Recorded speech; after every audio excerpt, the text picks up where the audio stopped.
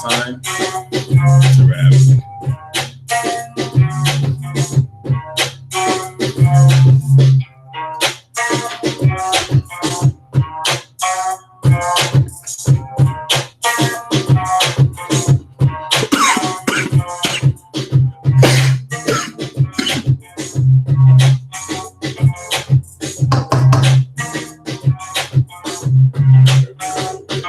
God damn.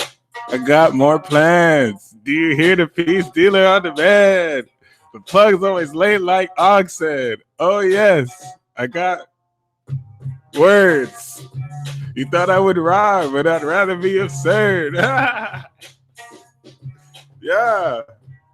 Blur, blur, blur, blur.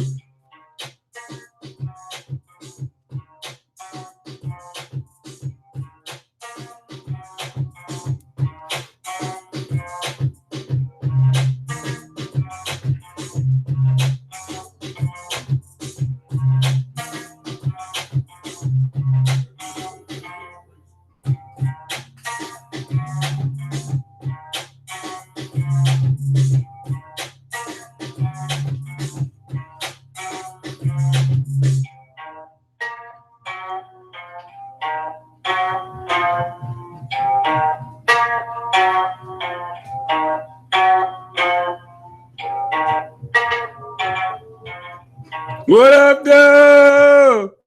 What's poppin'? It's your boy, the Peace Dealer.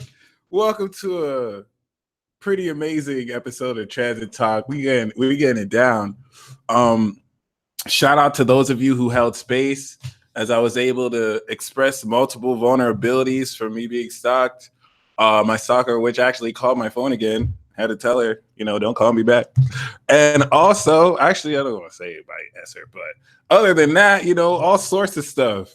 Down to me expressing that I am done smoking, and I'm serious. When I told you guys that I'm done smoking marijuana, it doesn't mean that I'm quitting forever, but it means that I'm cutting down on it. I'm not going to be spending my money and then spending more money on marijuana, even though, I'm breaking up with Mary Jane. Shout out to my weed smokers. There's nothing wrong with smoking weed. There's nothing wrong with smoking weed, okay?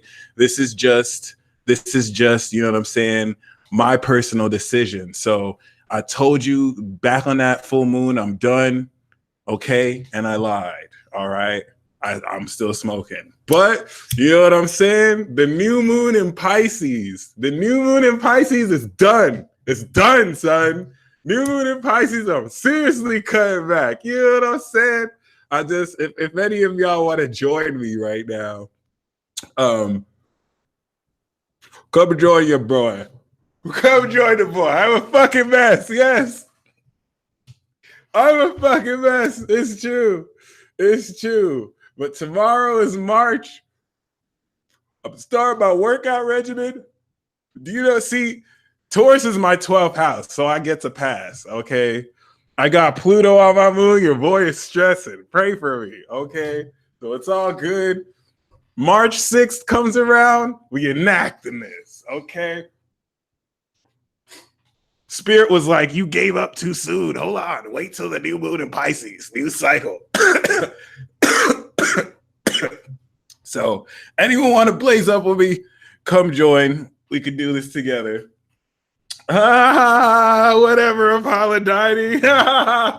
I do not want your pity. I only want your camaraderie. Yes. You damn right it applies to fapping too. I said I would stop fapping, but my semen retention regimen starts March 6th. Okay. And the reason why I wanted to show you this is Mars for me is in my 12th house right now. The 12th house, they say, is mental hospitals, drug addictions, all sorts of very undoing facets of people's personality. Okay. Shout out to Diablo. Much love. So, of course, as this comes out to my first, then you'll see this change. You'll see my energy change. But thank you guys for your patience. I've been saying I would stop for a while, and it's still the truth. It's still the truth. Just catch me March 6th. All right, holla at your boy. So shout out to Don Morris. Can anyone enlighten me? Because I did hear Elon Musk was smoking on the Joe Rogan podcast, but I have no idea what came of that. So please enlighten me, because I totally resonate with you. Saturn's in Capricorn. So as I go to my Saturn return, I can't do this. Loving souls, I am not quitting. I'm not quitting at all. If you catch me on the street, if any of you see me, you line up a blunt, you want to pass me a joint, you want to pass me a bowl, you want to pass me a vape, a edible, I'm good. The only thing that I'm committing to in this new moon in Pisces is to completely not let this substance get in the way of my habits, because I've been smoking it every day. I've been less accountable. I've been less focused. So I'm just not going to smoke it every day like I made in my habit. He lost being CEO of his own company because his shareholders kicked him out. Wow. Damn. Wow, good to know. I'm glad, actually really good to know, because I saw that and I was like, oh wow, looks like people are accepting of him smoking. So I had no idea. Thank you so much for saying that. Thank you so much for saying that. That's crazy. That's freaking crazy.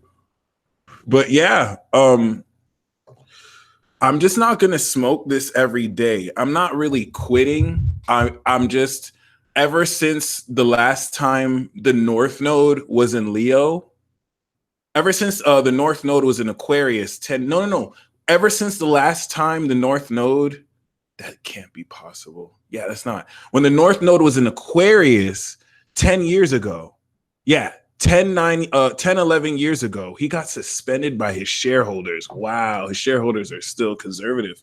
His own company. See, that's all you business owners. Be careful. A lot of you want to start it. A lot of you want to start a new business. Shout out to y'all in the live chat. A lot of you want to start a new business. A lot of you want to actually get productive, doing work and whatnot. And the thing is, at some point, your business may be profitable and it's no longer yours. You're going to have shareholders who want to invest in what you do. You're going to want to have stakeholders who now you own the company, but they kind of influence the decision. So be very mindful. All right. Shout out to the live chat. I'm putting you on my Instagram live right now. I mean, on my Instagram. If you watching this on Instagram, come join the $1 Billion Vibe Tribe. Come catch me live. What's poppin'? Word. So, Jesus Christ. Yeah, I'm just not going to smoke this every day. And the reason why I'm really being open about this is I'm not the only one who goes through this. I know some people might be in a position I'm in. I know some people might be going through this. It is what it is. My goal is to considerably cut down on my smoking habits, to replace smoking with working out every day and meditation, rather to replace smoking with meditation. Some of you smoke every day and that works for you. I'm doing super chat today. That can work for you. So I'm not advocating against marijuana consumption or for it. My personal choice, my toxic behavior is one that I'm changing, and a part of that was smoking every day. Really just for the purpose of getting high, and there are perks to it. I tap it. And the reason why I'm talking about this is Mars. This is all about Mars and Taurus, taking action in central ways. For me, it's in my 12th house. So I'm able to explore this. I have the luxury of indulging in 12th house behavior while I have this limited time, but now I could push through. How can smoking drugs every day work for anyone? Fairy magic, you'll be surprised. Some people don't smoke every day, but it's very easy to microdose on LSD. It's very easy to microdose on mushrooms. It enhances your creativity. Some people can microdose on tokes to kind of de-stress them if they have medical marijuana, if they're using it medicinally. So it's very possible to do it responsibly. And that's really the key of what I'm doing. Moderation. But for me, I just kind of want to take a break. So that's why, for those of you who are like, oh, are you stopping smoking? I just want to take a break. Like I was saying 10 years ago, when the North Node was in Aquarius, that was when I got introduced to this world. Like, I didn't drink, I didn't smoke for growing up. My mom was very strict. I didn't have access to it. And you know what I'm saying? Once I went to college, it was a wrap. I smoked weed for the first time, 2018. Little did I know the North Node was in Aquarius. So now the North Node was in Leo.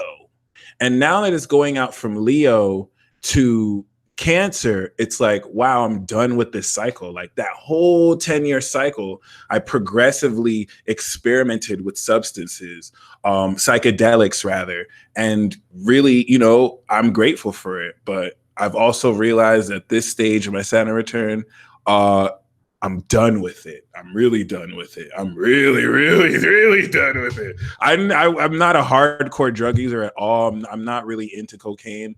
That's some people's drug of choice, not really my thing. Really just been the stoner weed head. But, it's definitely taught me why, I can't necessarily, I'm holding myself back with it, which I've noticed on the path to maturity or whatnot. That's a lot of people's dilemma. It usually, when they stop doing substances, you notice changes, or when they put it in moderation. Of course, if you have 8th house, if you have 12th house, there's definitely a difference. You know what I'm saying? Shout out to Sheesh the Beast. I'm glad this resonates with you. I don't regret it. One thing that I know is that it did cut into some relationships, like with my parents and with certain people who I care about and I want to connect deeper with. So I'm at least grateful now that I'm stepping into this new karmic cycle. I'm making sacrifices, and one of those sacrifices I'm making is the time that I usually spend being introspective and using these psychedelic aids. Now I'm going to send sober. But once again, like, I learned my lesson. Like, if I like you, if I see you and I like you, and you're like, hey, you want to hit this? I'm not going to say no. That's all. I'm a projector. I wait for the. I'm not going to say no. If it's not the right time, I won't. But I don't want anyone to think that I'm going cold turkey. Like, I'm not quitting this for good. It's just not necessarily in my cycle. So take for what this is. This confession that I gave, this analytical assessment of the actions that I want to take. That, in a nutshell, Mars and Taurus. Honestly, I hit it because I'm like, I don't want to do this transit talk not high too, because I want to channel. My 12th house is lit. Let's do a quick ritual real quick.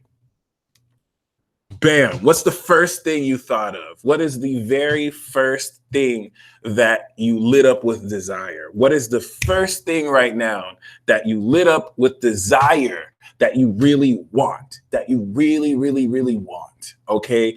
For some of you, it's not necessarily something super simple. It's not necessarily like one thing, but what's that feeling that you had, right? Empress Daisy said money, and Mars is in Taurus, my friends. So I'm pretty sure if we were to take the core nature of whatever it is you desire, whatever it is that brings excitement, it's going to give you stability of some kind. Even though many of you may desire different things, it's all going to really come back down to you desiring some level or form of stability and security. So get this, Mars, this is all Mars. Whenever we talk about desire, that's Mars, my friends. So this desire exercise was meant to allow you to really prime what Mars in Aries was. Mars is fresh out of Aries. This Mars in Taurus transit is sponsored by Uranus, and it's going to last from February 15th to March 30th. We are sustaining supernatural power. And I seriously mean that. Why is this iconic? Mars literally just went through Aries and sparked desire within you, especially tied into being your most quantum self. And now let me actually explain this horrendously vague word that is everyone's favorite word, but used so much it seems pseudoscientific at this point. Your most quantum self, your most multi-dimensional self, the true essence of you that is not limited by a label that snapped. Literally, you realized, oh my goodness, I'm making authentic action that's original to me, and you've generated desire. Now what we're going to do in this Mars and Taurus transit is take this desire and we're going to sustain it. We're going to add strength to it. And how do we add strength to it? Hard work and dedication, my friends. Consistency. This is where all the mutable signs and this is where Gemini and all the mutable signs are like, consistency, no! No, he said hard work. What? He said dedication. I got shit to do. No. What the fuck? What are you talking about? Oh, hell no. I'm just trying to start some shit and not finish it. No, I'm sorry, guys. That's not Mars and Taurus. Mars and Taurus finishes what it starts. So what's everything that you've been excited about? What's everything that you've been excited about desiring? Because you were allowed you were allowed to literally like just desire. Some of y'all are so guilty. Comment a fire sign emoji if you were guilty because you were probably the horniest you've ever been for all of January and all of February. Basically while Mars was in Aries. Some of you got like really guilty. Like, oh my gosh, what's wrong with this? I've never felt this sexual before. And it's like, no, my friends, if you felt guilty, this is a problem. If you didn't feel guilty and you let your freak flag fly, because we had a conjunction with Uranus. There's no way, like, you can't be sexually prude with this energy. So if you are, you're fighting programming, guilt, and like a suppression of your sexual energy. Okay. No shame with this because Mars in Aries was trying to get you horny. When you're horny and you generate sexual energy, it literally builds through your intent, your desire. And this is why it's wise to develop purity. The reason why you need to develop purity in this life where you is so that you can be in a high sexual state, but not have sex with anybody. And not because when you're in a high sexual state, it's very hard to, and now this is the basis between Aries, King Kungsing, Virgo, and Scorpio. Aries is getting into that very high sexual state.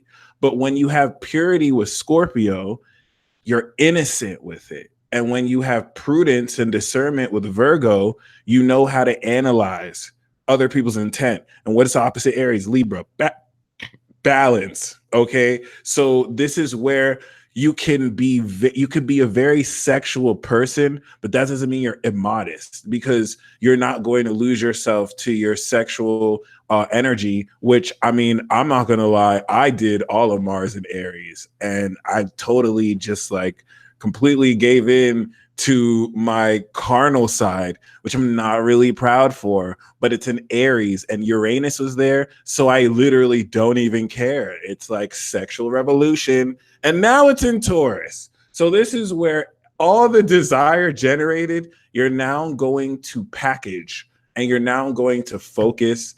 And this is the period where you want to produce, and produce some more.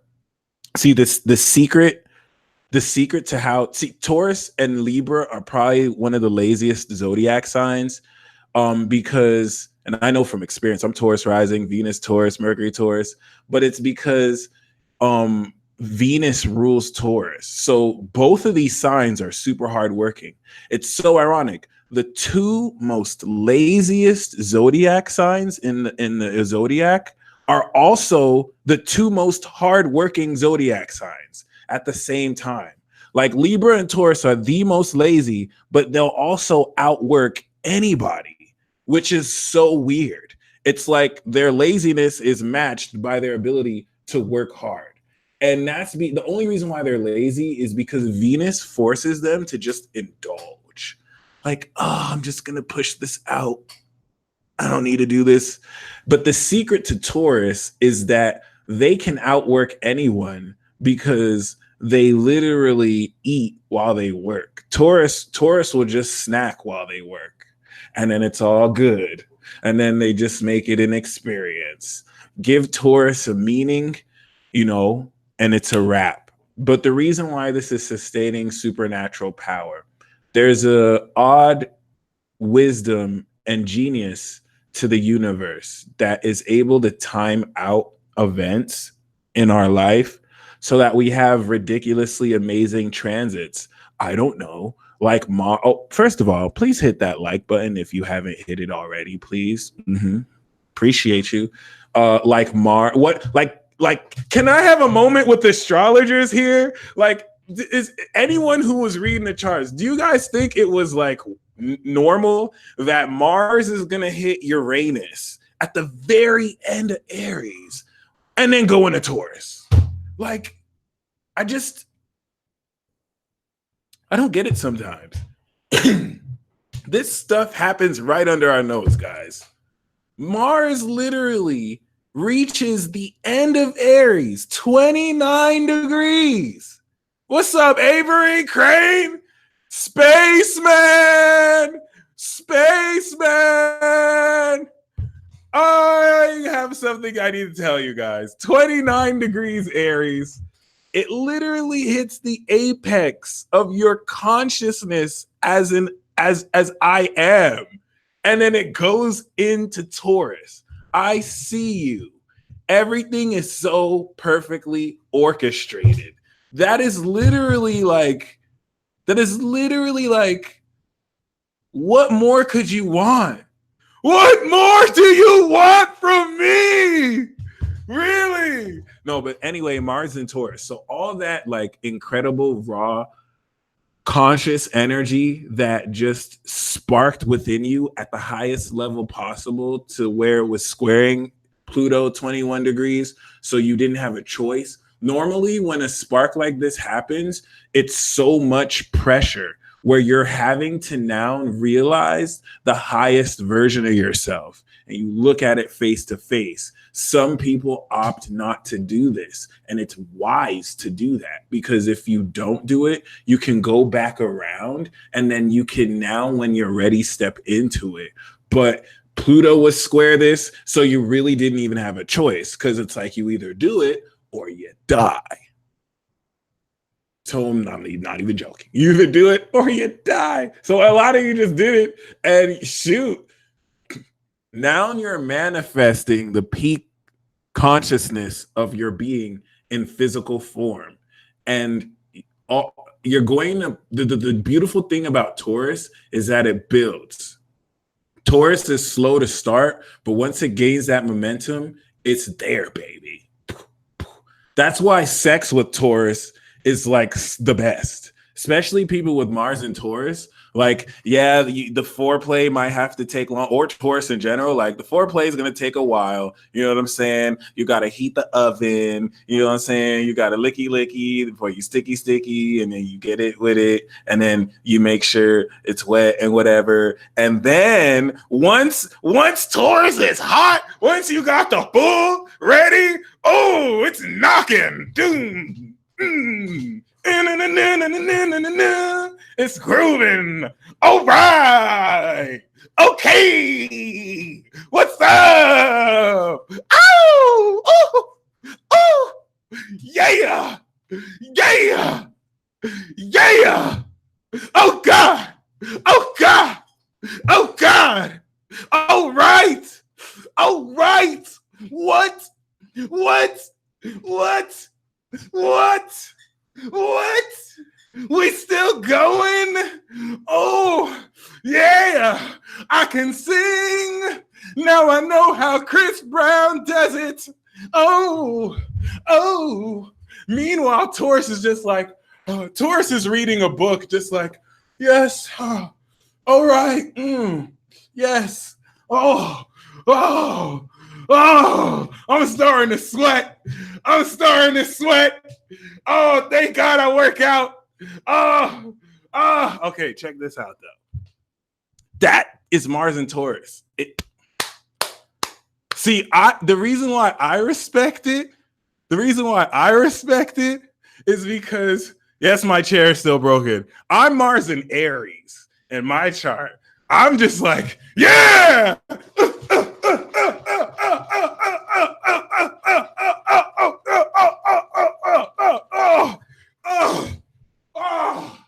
Yeah.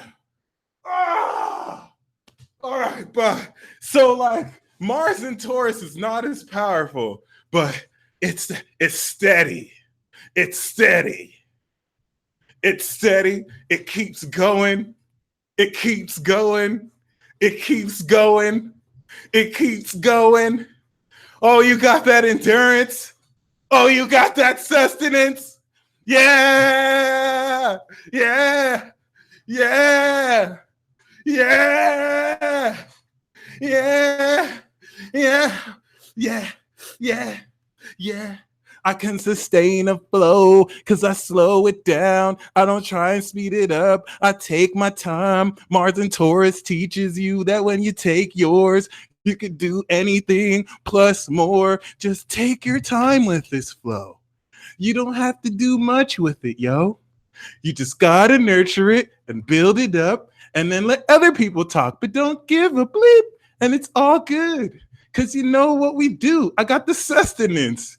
You know it's all good. Would you rather have a Libra or a Taurus in a crisis situation? People still hating. It is what it is. Taurus flow flagrant. You say that I'm slow, but you don't know that I know. I take my time with everything that I do. I build it up, and the blocks do show. It is what it is. I'm the tortoise. I was racing that hare. He thought he was cool. He didn't care. He took a nap. I got the W. I got the bag. He tried to hate. I called my posse. They rode slow, but they eventually came there. I don't even know what I'm talking about, but I'm still talking. That's Taurus sometimes. They don't even know what they say. They just talk because they know you'll listen to them. And it's cool because they got you hypnotized because they just steady and consistent all the time. But it's all good because I bring it back. And that's my flow, bro. No, this is not whack. Okay. Literally.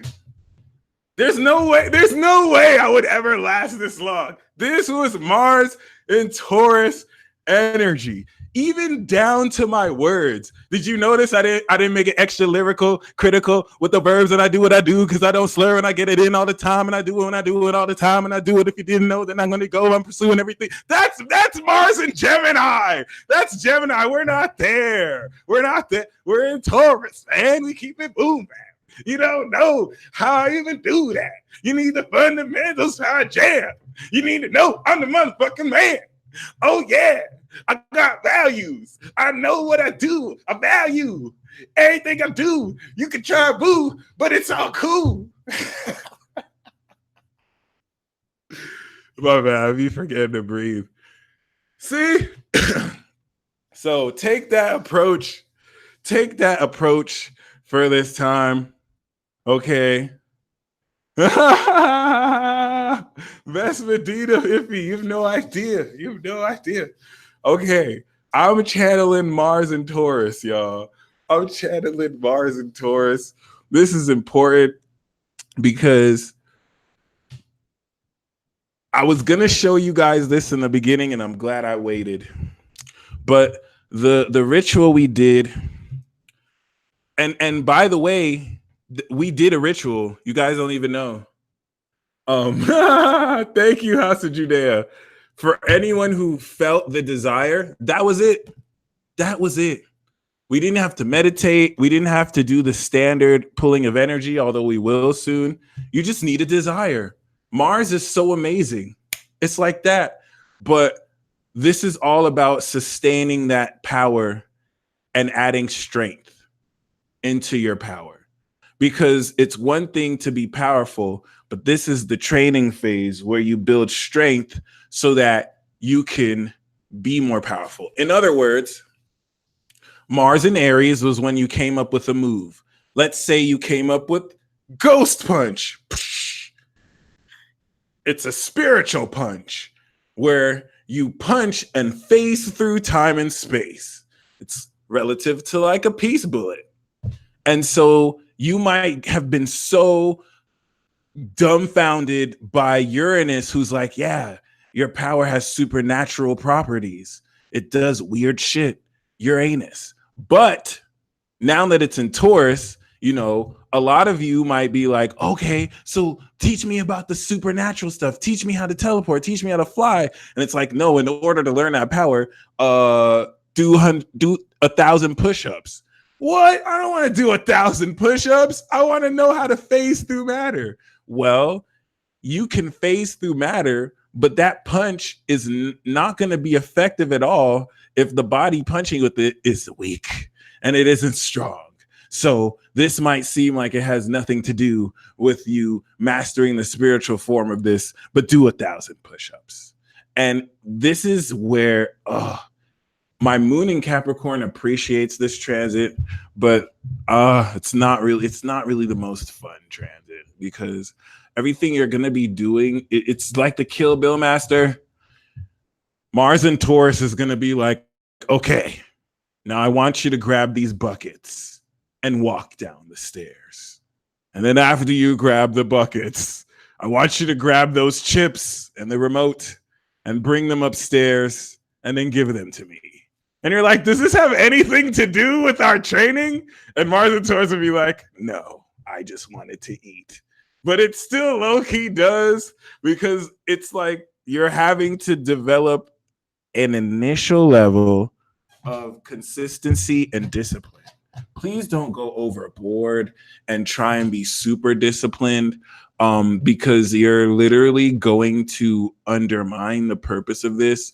Like you won't. You can be an overachiever if you want to, but this is just an initial level, because even if you have already been disciplined, you are integrating a facet of yourself that you are now perceiving for the first time. So you want to give yourself the room to be consistent, but also fall back and see different ways you can do this. So you don't apply it with a traditional way that is actually going to hold you back. So I want to show you this Mars in Taurus transit is going to be until the 30th of March. Okay, so I want to show you what this transit is going to be in a nutshell, what you can completely expect to happen during this transit for you. Hey, good morning. Listen, let me tell you all this. I woke up this morning, all that I kept hearing in my head was bang, zoom. Now, let me tell you what I translated that to be. Okay, you are about to experience the most magnificent season of your life. I know that things have been rough, but I'm here to tell you today that the tide is changing. You're going to be able to remember a time where you couldn't get into certain rooms and do certain things, and you're going to witness firsthand that the door is open, baby. You're going to witness magnificent advancement in your life. Bang, zoom. You're going to remember the time that you didn't get that job, and you're going to laugh at that job, because you're about to witness high profile, influential people enter into your life and bang, zoom you to the top. You're going to remember the time when you was just robbing Peter to pay Paul, trying to make ends meet, and you're going to witness an abundant amount of blessings that will provide financial security, and bang, zoom, baby. Hey, good morning. Listen, let me tell y'all this. I woke up this morning and bang, zoom, baby. It gets real out here, folks. Uranus is sextiling the sun in Pisces right now. It's semi-sextiling. The sun is sextiling Mars and Taurus. So this whole notion of high influential people is not a coincidence. This is very much what everything that she described without having to look into a chart is Uranus in Taurus. Uranus going into Taurus and formulating a sextile with all this Pisces energy. And this is where you want to stay super in touch with your values. Mars in Taurus is not only sustaining strength, but it's staying true to the values that you have. And it's also very important. She's a Taurus? No way, princess. That's amazing. It's also very important that you remember what you seek is seeking you. Paraphrasing Joey Badass, when you speak, the universe listens. So make sure you practice what you preach, and what you seek is seeking you. So I'm really wanting to find the best way to explain why we have finally stepped into a real manifestation of this. So let's go back in time.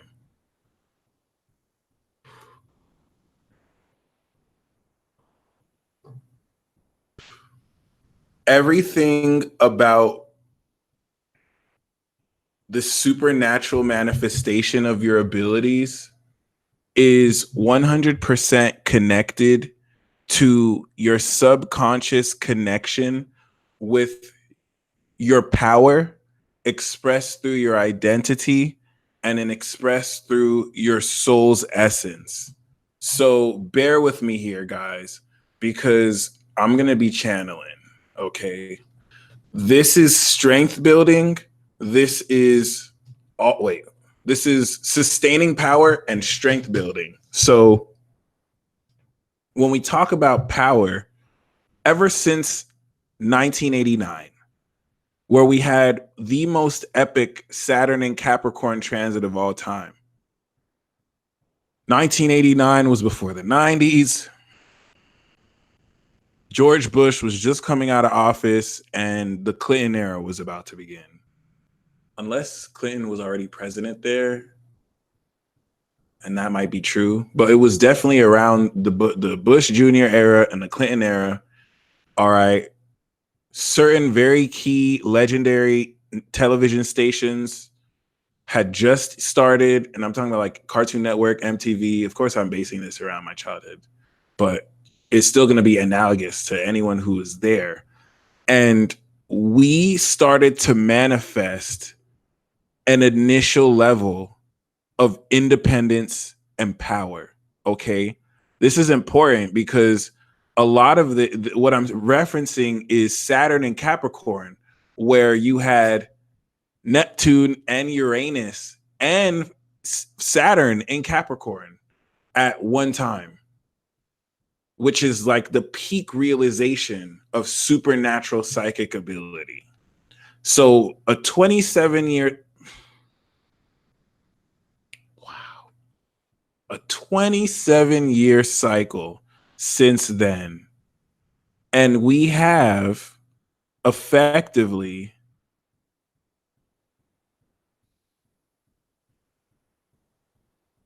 Neptune sextile its original position in Capricorn, and Uranus fully trining, not fully trining, but trining its original position in Taurus, in Capricorn. Let's just assume Uranus is the technology of that era, and Neptune is like the imagination of the collective and where people psychically have gone. Of course, since then, we quickly transitioned from flip phones to smart. I mean, we're beyond smartphones now with augmented reality. Taurus is where the full extension of this is why it's important to bring this in mind, because Saturn cycles represent like a check stop and a checkpoint. So Saturn conjunct Neptune and Uranus is and was a cycle. It is and was a still active cycle that is important because, first of all, conjunctions mark out cycles to the next time they meet again, right? And seeing that cycle start in Capricorn, we've seen Saturn go around 27 years, which is even more important because the first time that this happened, I want to say was 61, not 71.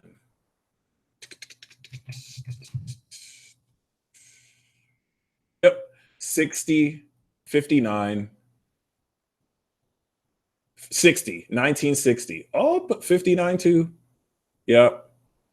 So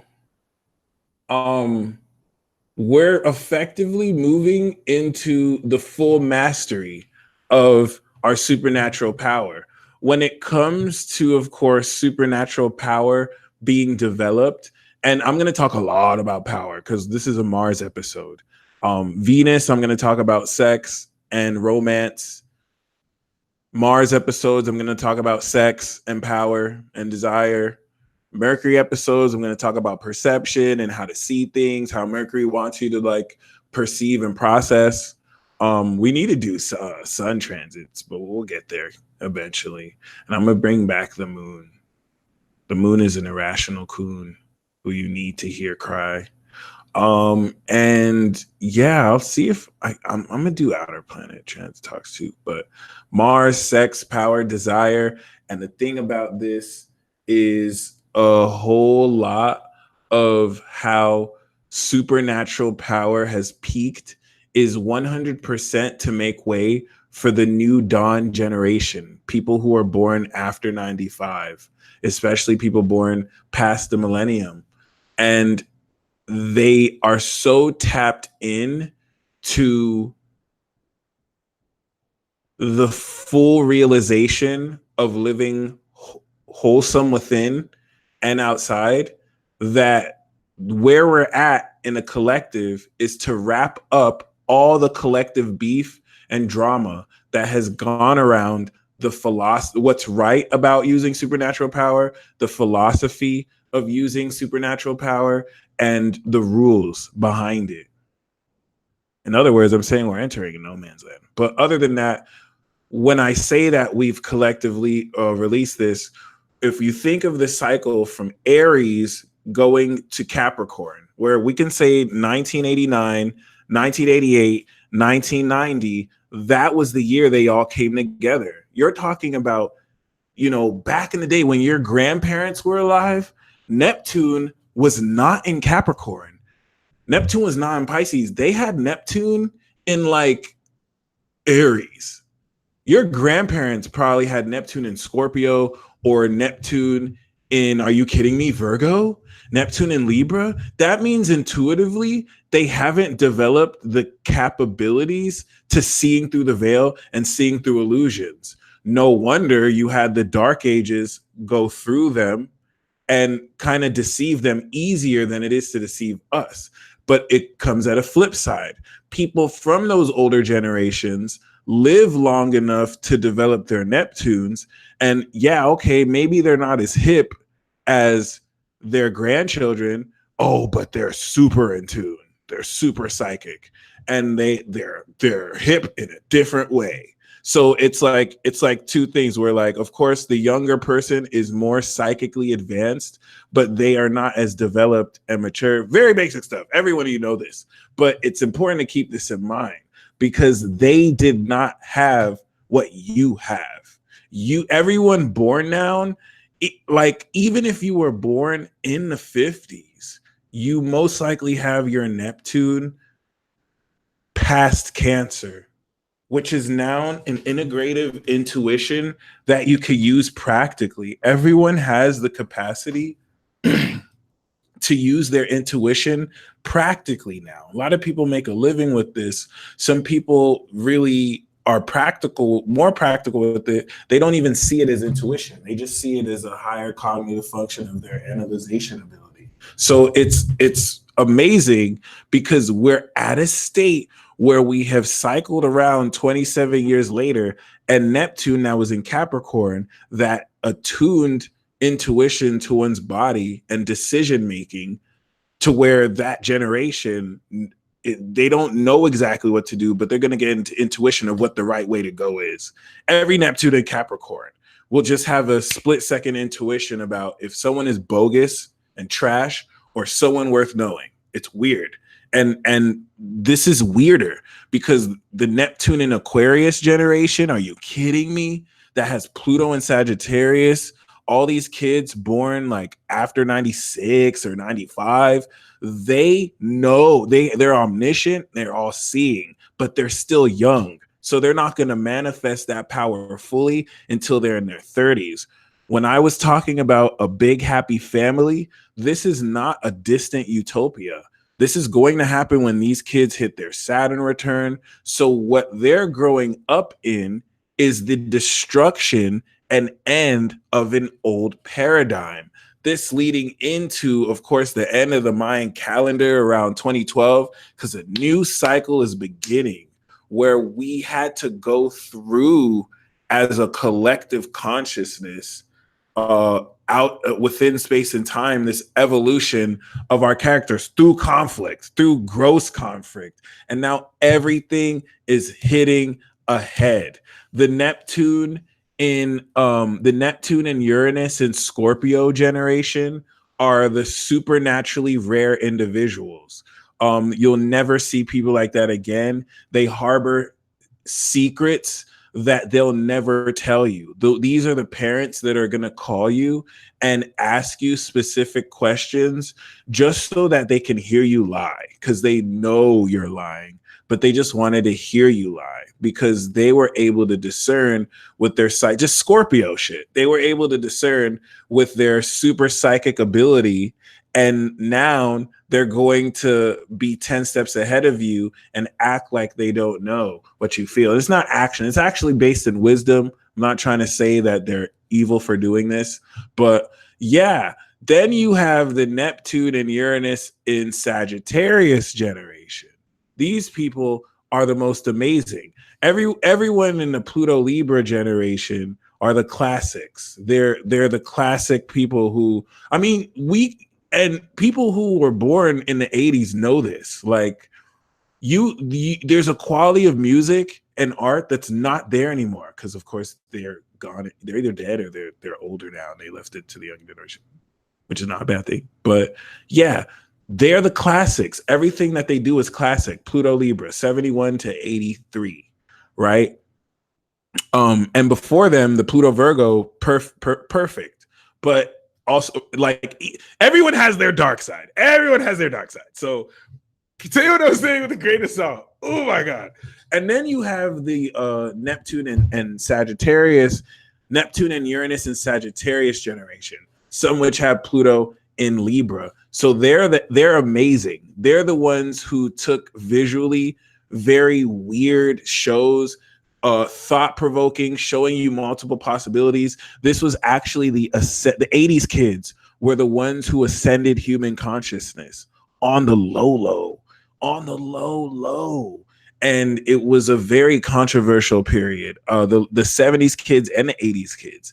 Then you have, of course, coming into the 90s, and let me just reiterate this, because Uranus and Neptune and Scorpio, we're talking about the rare ones, the super rare ones. All right. The Pluto Libra, and anything before that, the classics.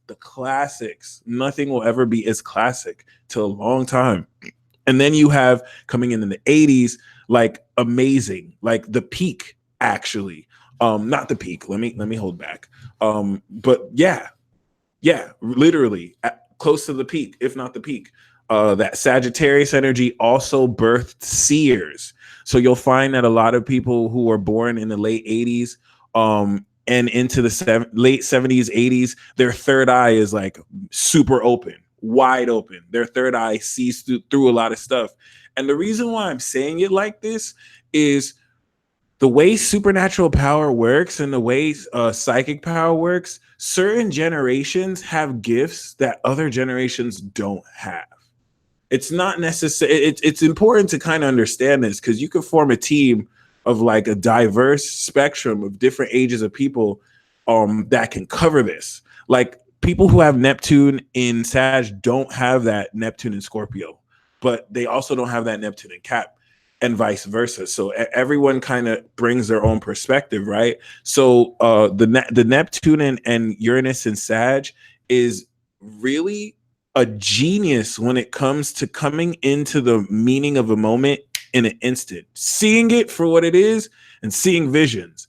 It's godly. It's ridiculous. Then you have the Neptune but see, of course, the dark side of this is it could lead into delusions. You have charismatic movements who can take advantage of this and deceive people. It's like, I saw this vision. You must believe, like crazy shit. And then you have Neptune and Uranus in Capricorn.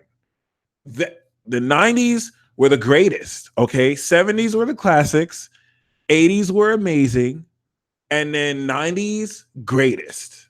90, like you saw the greatest entertainment around there, the greatest music at its peak right before it started falling, I'm not gonna lie. But other than that, like Soulja Boy was born in the 90s, what's popping? Like people get mad when I say that. People get so mad when I'm like 90s are the greatest. People get so mad because the 80s kids think they're the greatest. The 70s are like, you children are tripping. It was greatest during our time. Then you have the 60s and 50s eye roll. But I'm sorry, like the greatest period was the 90s, bar none. That Capricorn energy hit. It will never be greater. This is where like Saturn hit with Uranus and Neptune. It's a wrap, skis.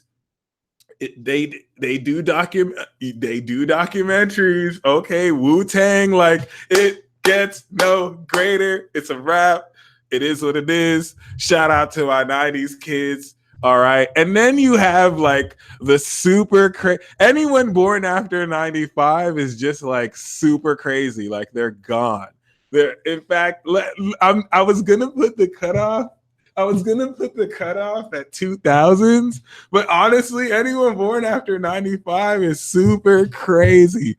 Don't let, because they're also super magical and like psychic, so they know how to act human. They know how to fit in with society, but you give them one moment, they will flip it on you instantly. Like they don't give a damn about the Constitution, like at all. That's just a document to them.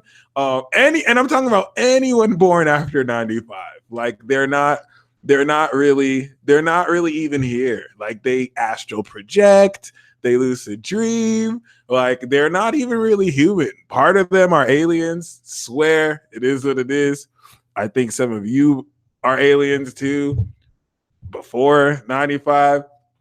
So it is what it is.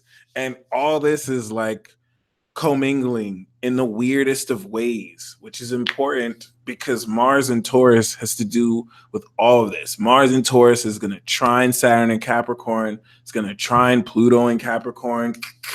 It's going to literally travel in the same sign as Uranus in Taurus.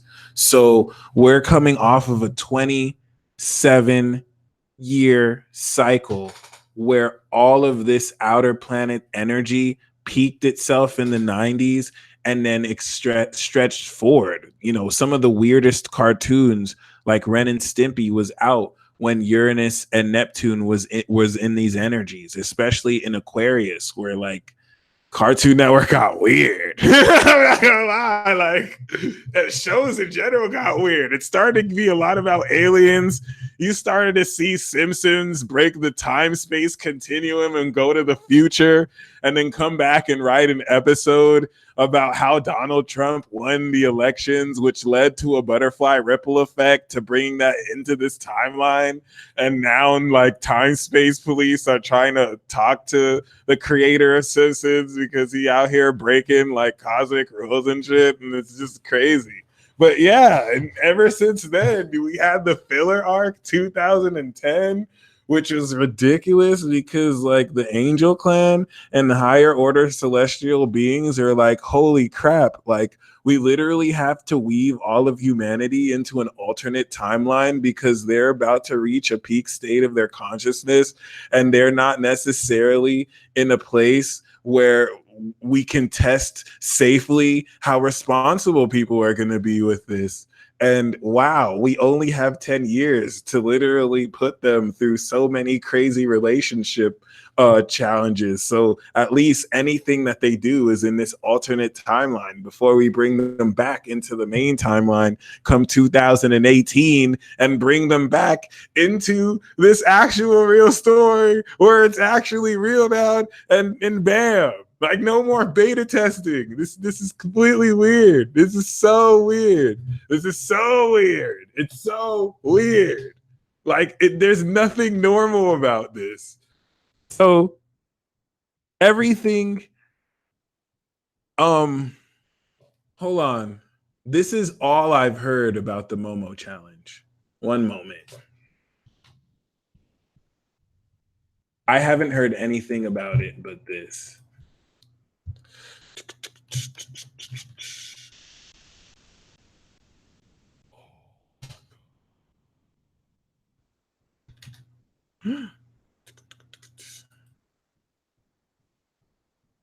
Oh no. Damn.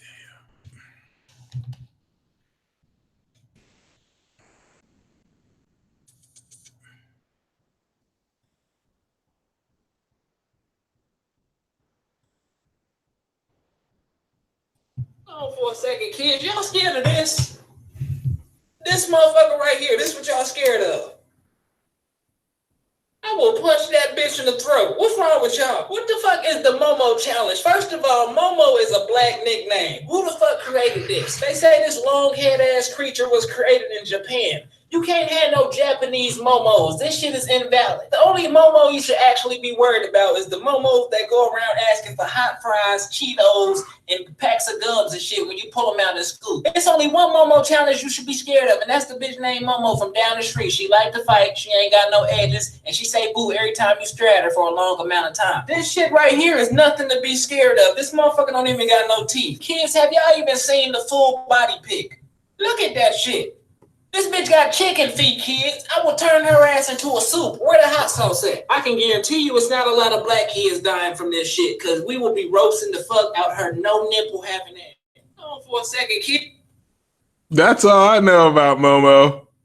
So, yeah. But to be fair, okay. If you guys remember, comment a lightning sign emoji or fire sign emoji if you specifically remember me saying multiple times that Jupiter in Sagittarius means square Neptune. You're going to be seeing all sorts of things on the internet that look to be real but are complete illusions.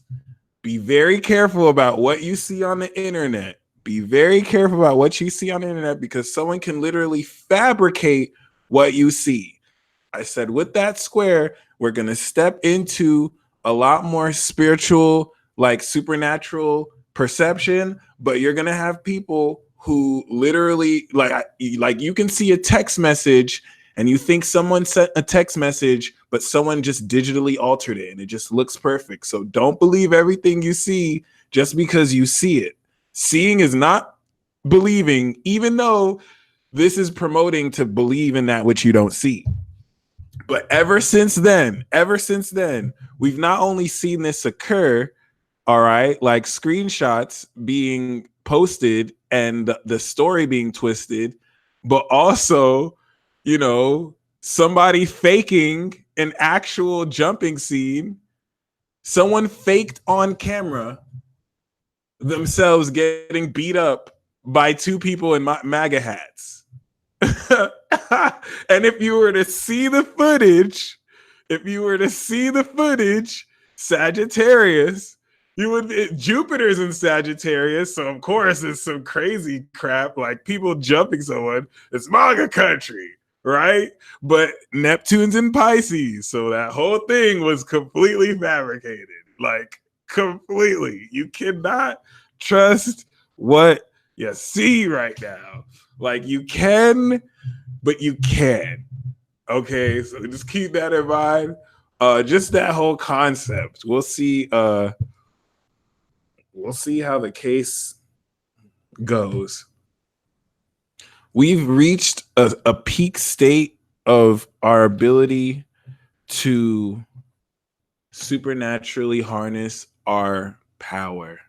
Okay. Up until 2010, this process was purely unconscious.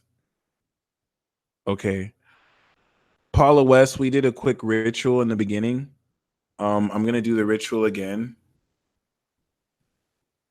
Mars is close enough to Uranus where it could be unpredictable. What do you desire? Look into these cards. What do you desire? Because this is the dream come true card. This is right now. This is and this is like a high influential person excited about you. What would you do? What would you do if someone highly influential was excited about you? Someone who might even be famous is like, oh my gosh, it's you. The star card is recognition. So what if you were recognized? What, and on top of that, well, that's the energy. But what's the desire you have? This is the ritual.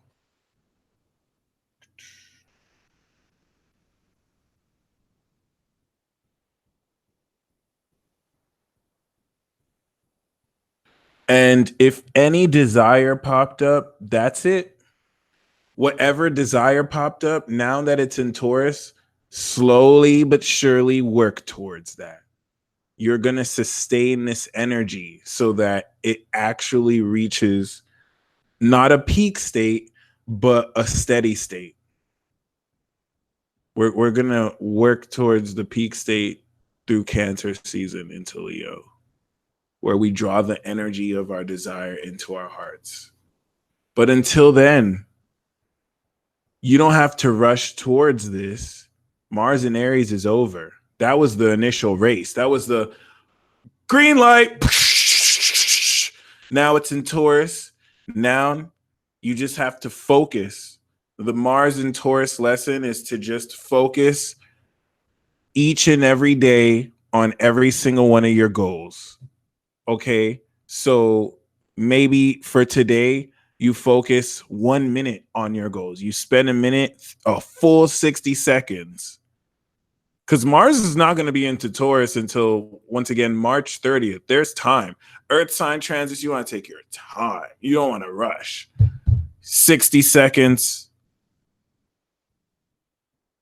I need to do that with my Gemini sun. I can't even focus for 5. 60. Thinking about what you're going to do.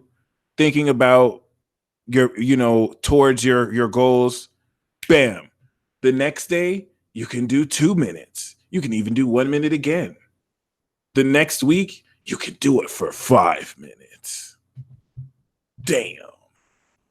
You know what? Maybe the day after that, you only do it for 30 seconds. But then you show out and you're like, I did it for 20 minutes.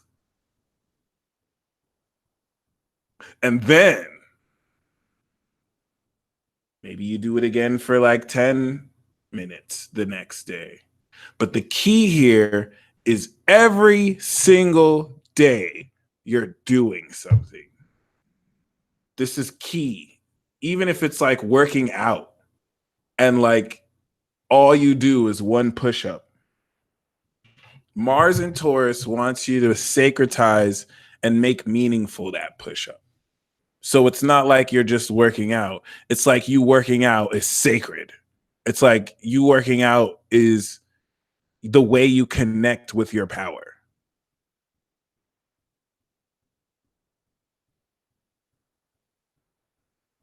Even if all you do is one push-up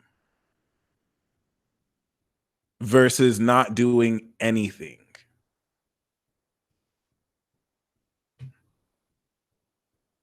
So keep that in mind. Mars in Taurus is February 15th to March 30th. I'm even taking my time with this broadcast just to kind of share this energy. Baby steps.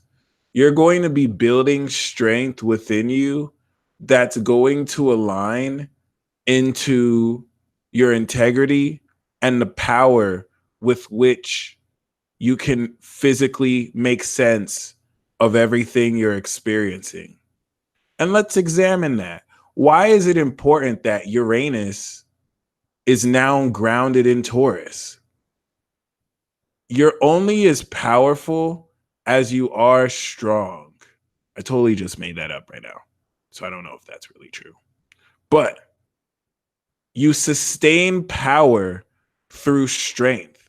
Capricorn is the most powerful earth sign. But if you don't have strong Taurus energy, that power with Capricorn is not fully focused. The power that Uranus has now extended from Capricorn into Taurus is taking this innate sense of inner genius and quantum realization, and it's supplementing the power it has, which is super powerful, with strength and a foundation. Your level of integrity is only as strong as your values. If you don't really stand for anything, you'll fall for everything, so they say. And if you don't really have the right values, your integrity is not going to really be strong because you lack any real values that at least help you stand your ground and help you retain your character. But really, you want to take this base concept and just know power within your subconscious that you didn't know existed and for so long have attributed to outside factors of your conscious experience, you're going to see manifested physically. For some of you who have demonized and suppressed your power your whole life, this is going to terrify you. For those of you who've embraced it, even despite other people shaming you for it, this is going to be so incredibly empowering. And shout out to Shirley to Scott. Please like the video, everyone. Thank you for your support. Let's show our presence. Her. I've been talking a lot about superpowers relentlessly. I've been busting my ass to really sound irrational with this and make as little sense as possible. I've been making a lot of bold statements and not really offering enough explanation because I didn't even want to get you used to the concept that you even have to explain the notion of having superpowers, the notion of actually experiencing reality in a way that completely defies long-standing withheld laws of physics and metaphysical theories. Okay? It's not necessarily, I'm explaining this with astrology to let you know that this is not really something magical. It's completely scientific. It's just a collective conscious evolution that's allowing us greater contact with these pesky aliens that swear they can just dominate us as a species because they're of higher conscious awareness. You freaking celestials. I mean, it's amazing because it's not really convoluted. It's very simple to understand. And when I say that, I really do mean that this unconscious and subconscious awareness of your power that has manifested it in the frequent perception of synchronicities is literally going and currently consciously manifesting right under your nose. Free to be, you got me. Touche. Right under the nose, right under your nose, right under your nose. You can't really deny what's real, and this is manifesting in your body. For example, never mind. Not today. For example, yeah. The first level of this, the first vanguard in this conquest, you're being led by your desire. The sun is now sextiling Mars. So your conscious awareness is being led by what you desire, which is being influenced by your values. Every single day from this transit, you're going to slowly but surely manifest through your body your superpowers. Okay? Keep this in mind because when you create anything, you imagine it first. I hate to use this analogy. Okay. I grabbed this pencil, okay, which because at this age I have trained over and over my reflexes to make what you would see as a simple function, grabbing this pencil, very fluid. I mean, I just grabbed it like that. Don't you think that's badass? Like there was a pencil right there and I just, whoosh, that literally took me no time. Whoosh. So it's like, I didn't have to think about it. But for a split second, I probably did imagine myself taking it in the spiritual realm before I did it in this physical realm. So fast that, I mean, the whole notion of grabbing stuff is instinctual, especially as a Mars and Aries, where I'm just in tune, right? But I'm bringing a fast process while doing this. The act of Aries, I did the whole zodiac really quick because I had to make a decision to grab that pencil, and the act of grabbing it is something physical, is Aries, and the physical, of course, is the Taurus, right? But there's Gemini involved because I had to literally, with my mind, charge brain impulses, which also included my heart. And this can go on indefinitely. But the point I'm making is you don't really see Aries. And this is now why I'll say the first 6 signs of the zodiac are not they're not visible. Okay? You can see relationships. You can see relationships. You can see, you start, this is why vision comes at Sagittarius.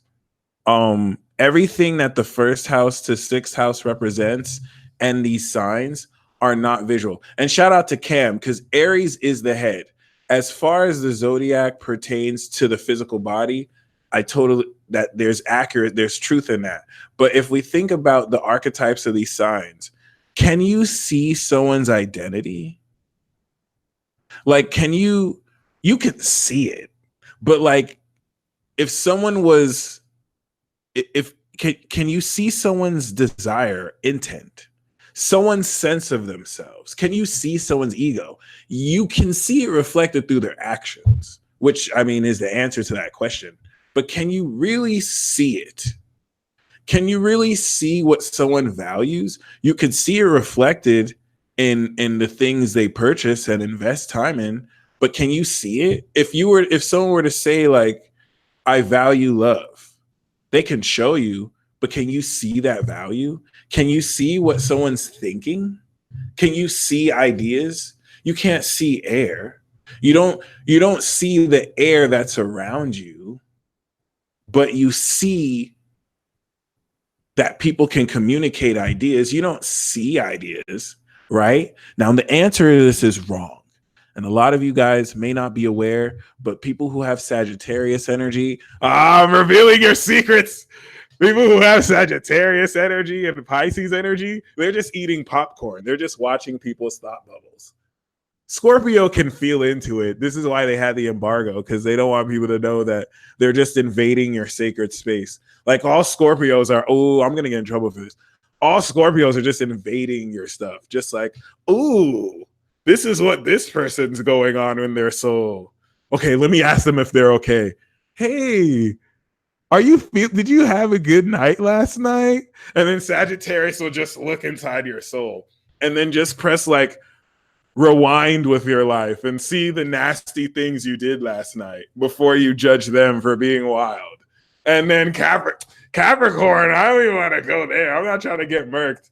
Pisces will literally just look at your thoughts. That the difference between Pisces and Sagittarius is Sagittarius can look at your thoughts real time, present. But of course, Pisces could look at the past, present, and future all at once and just like see how you feel. Like it's literally cool to just invade my privacy, even though I would have done it to you if I had the chance to too. But anyway, this is now furthermore encapsulating that these are not traditionally held principles of and facets of consciousness that are seen. You know what I mean? You cannot see feelings, Cancer. You can't see someone's love. It's expressed through the action. So you can see them. You can see them. But you can see relationships. You can see the manifestation of someone's career, and you can see communities. Now, I hope you know everything I said can be completely debunked.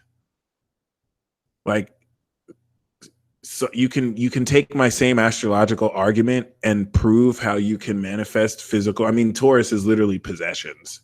So you can see this, right? And that's Taurus. You can see water. But the point I'm trying to make is like everything up until Virgo, your behavior, like that's why the first 6 zodiac signs are the fundamentals. Like they're so clutch because they represent that internal world, as above, so below. The first 6 is so below. The second 6, Libra to Pisces, is as above. Heaven is literally Aquarius and Pisces, as above, right? Philosophy, seeing into infinity, Sagittarius. So you're integrating your inner world with your outer world. And Mars being in Taurus, being in a position that is now integrating your desire with your values, is going to have you manifest this through your physical body and your senses. Be even mindful how your 5 senses are slowly going to attune and become more, not sensitive, but more in tune, where your taste buds are more rich and you're able to hear more, you're able to smell a lot more sensitively. You could probably smell other people's odors and your odors more sensitively, and kind of be more in touch with your body, especially as we go into Taurus season, especially when it now pertains to magic wars. Now, this is where things get interesting, guys. The thing that is very controversial about this is Saturn has come back around in Capricorn, and Neptune, that was originally in Capricorn, is now in Pisces. the sextile between Capricorn and Pisces is an initial expression of one's actions and integrity through their imagination and the full understanding of the integrity of their actions, but really just taking an action, but in HD.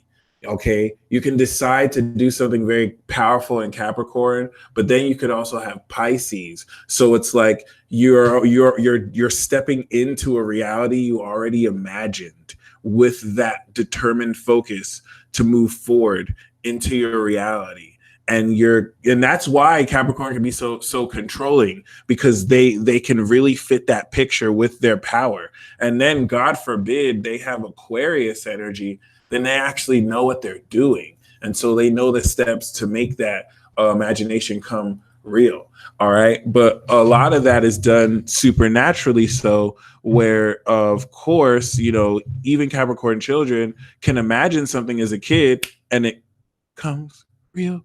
But other than that, and really just children, not just Capricorn children. So Saturn is back in Capricorn. People are delusional with Neptune and Pisces more than because being delusional is common for everyone. The way the earth moves and the way that, like, at certain distances our consciousness can only gather so much.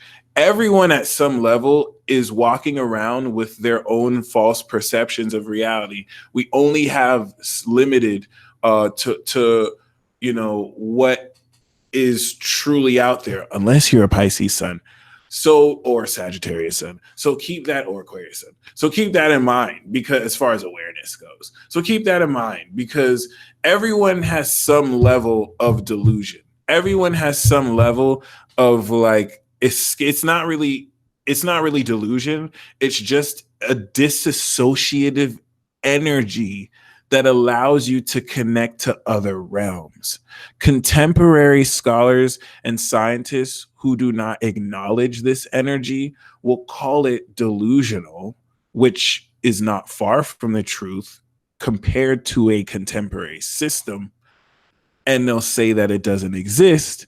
But what Neptune represents is an unconscious and highly disassociative energy that manifests for some of you as your intuition, for others of you as a way to explore your dreams or literally read people's minds. So keep that in mind, because Saturn is back in Capricorn, and it's like, wow, majority of people do not have integrity. And with these superpowers that are going to awaken, there's going to even be more of an abuse, because now with superpowers, people might be able to get away with certain things. And in a very common way to say, think about how much more heinous crimes can be accomplished with the internet, where without the internet, it was not as easy to get away with certain things. As a young Nigerian prince, I wasn't able to go email people and scam them and tell them that I have $1 million to give them. Those were the good old days. I made so much money doing that. I literally became a multimillionaire overnight. Like, I was just a young Nigerian prince. Like, I have $5 million to give you. Please wire this money to my account. Man, that was back when people had hearts. I got so much money so fast. They didn't even care. They waited until like several months. They really believed me. And several months later, they were just like, where's my money? But see, I had already canceled that email. I couldn't do 419 like that before there was internet. It was not that easy at all. At all. But, it's new times. These are new times. You can literally You can literally, y'all, like, let me tell you how much of a time skip this is. I can literally scroll down my timeline. I can think, okay, I don't have to worry about seeing anything. And literally, you can see porn on Facebook. Like, we've reached here, guys. There's no turning back. There's no turning back. Neptune is in Pisces. Like, this is an infinite rabbit hole. Okay. There's no turning back. You can literally scroll down your Instagram feed or your Facebook feed, and you might accidentally see porn and just have to cancel it. Like, oh my God, are the kids watching? Like, it is not safe in these streets. It is not safe in these streets.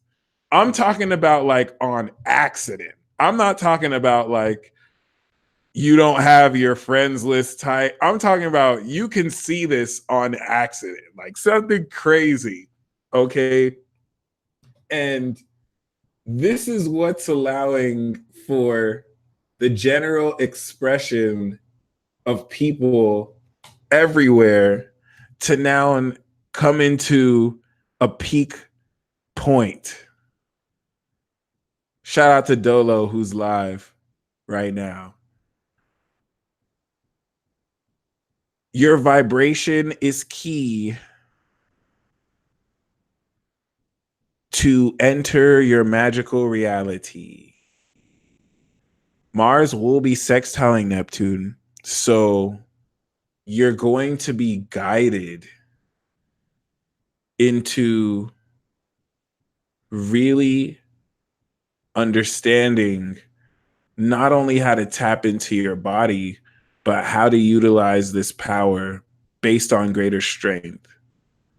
It's the difference between making a punch or pushing versus grounding yourself and you're punching or you're pushing something with support, grounded support. It's so much, your push is so much stronger. And you're going to be guided by supreme level of intuition while Mercury's still processing different ways to see your reality. Okay. But I don't want you to see this as so I don't want you to see this as so linear because you're literally going to have supernatural ability just manifest from you. And the last cycle that we had with Capricorn, because it's not just a Saturn and Capricorn cycle, it's a Saturn and Libra to Saturn and Pisces. So we're talking about like 1970. No, that's not true. Like 1980 to 1999, like that Saturn cycle coming back around. But Capricorn is significant because we have the conjunction here. Telepathy is vamped up hugely, like Brett Dickinson said. So 87 was the psychic revolution, is what I'm saying. Okay. Before that, in 59 was the especially the people born in 59 and 60, these were like not the way showers. These were the way showers, the ones who were meant to give birth to the people born. That wasn't their sole purpose, mind you, but they're the ones who basically gave birth to the psychic revolution kids. Be people with Pluto Scorpio, born in the late 80s to 90s. And the significance to people born in the 60s is they had to and late 50s is they had to step into an initial level of psychic power. So because the generation before them, while also psychic themselves, was not necessarily in a position to guide a very deeply sensitive late 80s and 90s generation. So it's subtle because they have like the Virgo energy and then the Scorpio energy, but they literally paved the way to 87, where you have the psychic revolution. Okay. And so from 87 to 2018, the Saturn cycle has fully developed psychic ability to where psychic ability is practical and applicable through tools like human design and astrology and tarot, to where what could easily be debunked because there was not enough supported research for these arts and crafts, now now has more precedence. Okay, and I'm being careful with how I say this because I don't want to make it sound like people in older generations didn't have psychic power. Back in 1776, where we had the revolution that sparked this nation, Pluto was in Cap. So that was an old cycle where they had a peak state of psychic ability, but still at a lower level because cycles advance. So it's not like a better or worse thing, but it's significant because especially if you look at the transit of the sun, which is now coming up, which was the whole Mayan calendar craze with 2012, we are literally manifesting our power. Okay. And let's take this back into I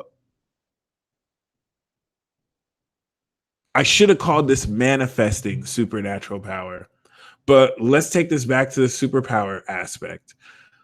If you follow the Superman mythos, most people from Krypton that have been on Earth, when they write stories about them, they don't manifest their power instantly. It's usually an event or gradually. Maybe they manifest their powers at 15. Maybe they manifest their powers during their Saturn return.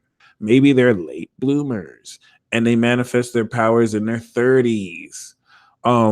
This is what's occurring collectively now. Because now, some of you get at me for saying noun, because Uranus is in Taurus. And this is what is providing the supernatural electricity to shock our bodies awake with the mystical properties of Nen. As I'm saying these words, some of your souls are singing. Some of your souls are singing as these words resonate with you super deeply. And this just makes sense as you're applying it to situations in your life and reality. If this resonates with you, then you have very powerful supernatural energy that's going to manifest in front of your very eyes. Okay, this is important because it's not necessarily that you're not aware of the fact that you have supernatural power. The reason why you're actually accepting of this is because for the past 27 years, you have been developing your psychic power. People are so much more open to synchronicities and also so much more open to intuition than they were in the 1980s, in the 1990s, where you can even have open conversation about understanding and integrating intuition as a part of the human psyche. This was the psychic revolution. It's very, very, very subtle. It's not really so in your face. It's the development of emotional intelligence for a whole collective consciousness. And this allowed you to develop the foundation of supernatural ability, which is psychic ability. Psychic ability. No, I don't listen to Two-Face. Who is Two-Face? Shoot a link. Keep that in mind though, because the psychic ability, which is being in touch with your soul and being in touch with your intuition, manifesting in clairaudient ability, clairsentient ability, lower level telekinesis is psychic, believe it or not, and elemental cognition. All right, expressed through different facets of your psyche. This psychic development in the midst of a very growing exponential generation that went through so many phases in a short time has prepared you now, has prepared everyone in the world to literally now, on top of their psychic ability, which was only the purpose of the psychic ability was to open some of your third eyes, and keep this in mind, because we are more open about talking about the psychic ability, but everyone has always been psychic. 50 years ago, people still had these psychic abilities. 100,000 years ago, people still had these psychic abilities. Maybe even more than we did. But in this cycle that we're in, okay, this is going to have you manifest supernatural ability that for most of you will literally be right under your nose. And that's why I'm saying it like this. A lot of you know you're psychic. Many of you who are even here, you know you're psychic. You realize there's a whole adventure to integrate your psychic ability with your physical reality that gives you an infinite potential of what to do. Some of you are stuck for that reason. It's like, what do I do with all this power? Got to do something. Time's ticking, proverbially. But now, on top of this, you're going to manifest unique to you. And the reason why this is unique to you is because Mars was on Uranus in Aries, which sparked at the peak of your consciousness the most quantum, multidimensional, unique version of yourself, which means you have a unique power, supernatural power that only you can do. And people can copy it, but it's not going to be your authentic vibration. So it's not going to hit as truly. This is huge, huge, huge. Because, it could be similar.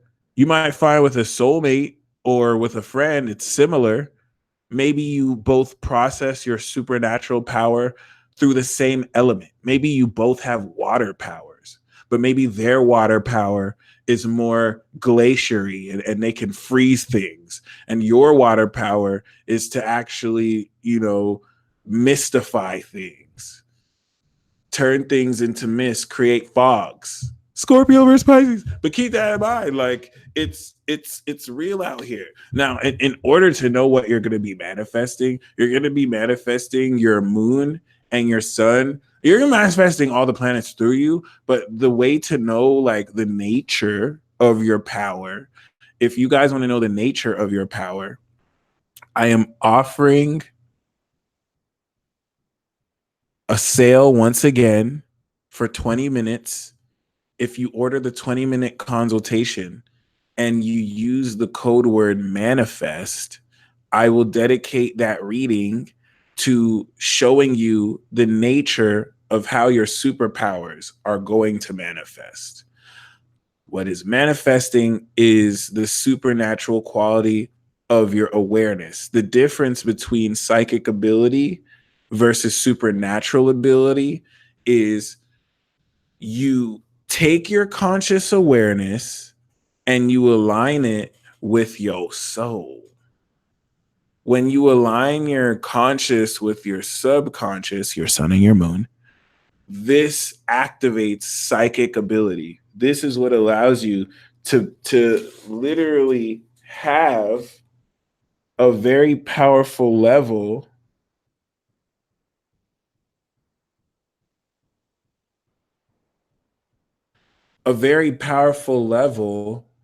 of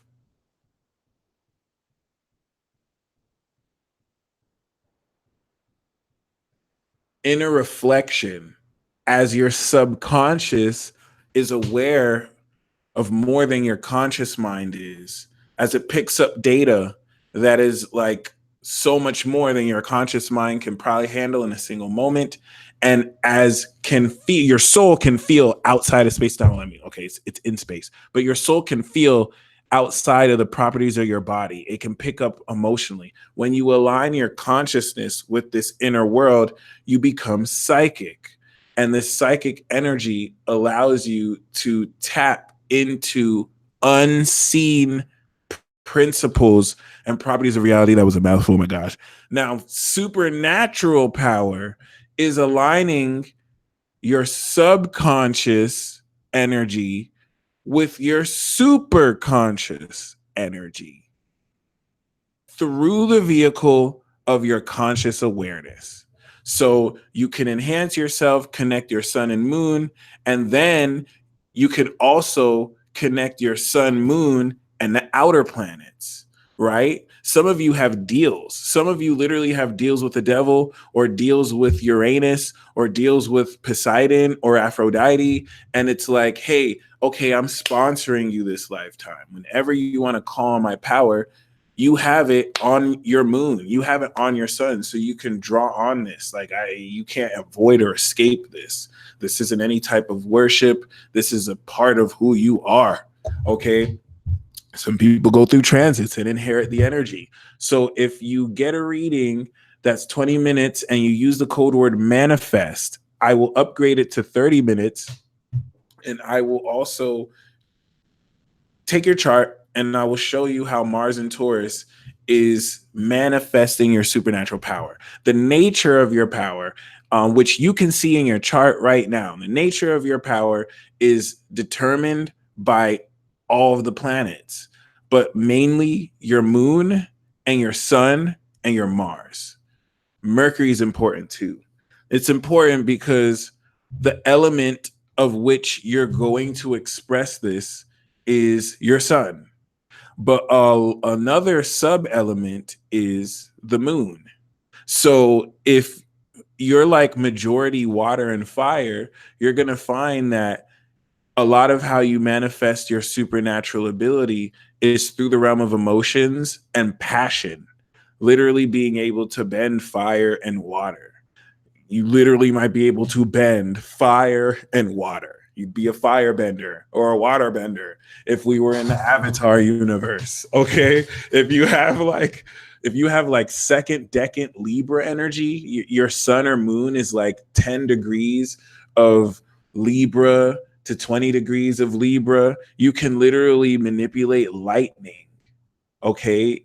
It's next to Virgo, so it's not magic lightning like Gemini, Master Geminis can, and it's not like supernatural lightning like Aquarius has. So if it's like thundering out, if these people get mad, it can start to thunder, but that's a little bit too extra. If it's already thundering, they can direct that lightning with control, focus, and dedication. Like this is what's possible in this mythos. And of course, um I'm really just postulating right now, but this is what we're stepping into, because the definition of, and this is where our generation is important, because once we come back around, the millennium kids born after 2000s already born with a hyperactive awareness of their super conscious energy. Okay. We could say people born before the 50s are very subconscious. People born from the 60s to the 80s are very conscious. People born after the 90s are super conscious. And having a balance of this is very important. So these super conscious kids are very attuned in escaping in other realities, but they need grounding for how to, ground this in living, and they're going to lead into new living. So we're going to step into defining how we initially break through with supernatural awareness of power. And this is going to be amazing. Now, the thing is, this is going to manifest, but the results of this are going to be seemingly mundane. It's not really like a Hollywood movie where you have a montage and all of a sudden you can lift 100 tons. You might find after this Mars transit is over and it's March 30th, you know what I'm saying? Maybe you were bench pressing 150 pounds. Bam, you can bench press 200. Like, it's incremental growth, but the strength here is you're ingraining this into your subconscious, and you're making this a part of your body, and you're just moving forward consistently.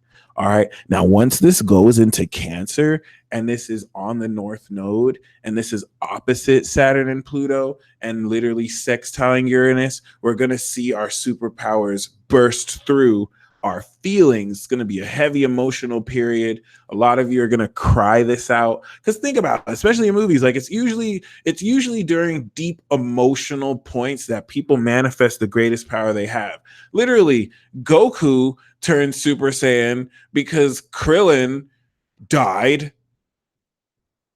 Gohan turned Super Saiyan because an android got crushed in the face and everyone he loved was dying. Like people just kind of take very emotionally traumatic moments and they snap and so that's gonna kind of happen. And then what that translates to is Leo, where you have that peak state of emotion fixed at a heart level, confidence.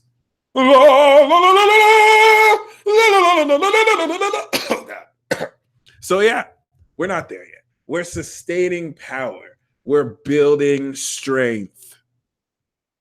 My first house is Taurus, so I'm gonna be working out. So I'm practically doing this. I'm gonna be focusing my intent with my workouts. Every step I take, I'm walking towards my manifestations. Blah blah blah blah blah. So that's basically it, y'all. There's so much more, but you are going to manifest this. I want to explain this one more time though. The sun is the nature of your power. So I'm a Gemini sun. That means I'm going to manifest air powers because the element is crucial. There's more than 4 elements of power, and it's not black and white. It's not like I can't. I like to consider myself an avatar. I got Jupiter in Cancer, I got Mars in Aries, Venus in Taurus, Sun in Gem. So I have potential to master all 4 elements. I have that potential. I'm probably not going to be as good at water though as like Erica Badu or Janae Aiko or people with like a lot of water. I'm probably not going to be like a super fire expert. And the only thing I have is Sun in Gemini. So I'm probably not even going to be the best airbender. But you can tell what element of energy you have by what potential or planets you have in your chart. And the sun is your element. So the main focus of your spirit is going to be that element, which is important if you're considering progress chart energies, because you do inherit it. For example, I'm progressed in Cancer now, and I have no choice but to like study water. So I'm going to look at the sun and I'm going to let you know the element, how this relates in a realistic sense and how this relates more in an ultimate sense. And then the level of the moon is going to fine tune how you express the sun a lot more. And then Mars is also going to be a function. So it's very possible to focus on more than one element. And this is important once again, because of the main element of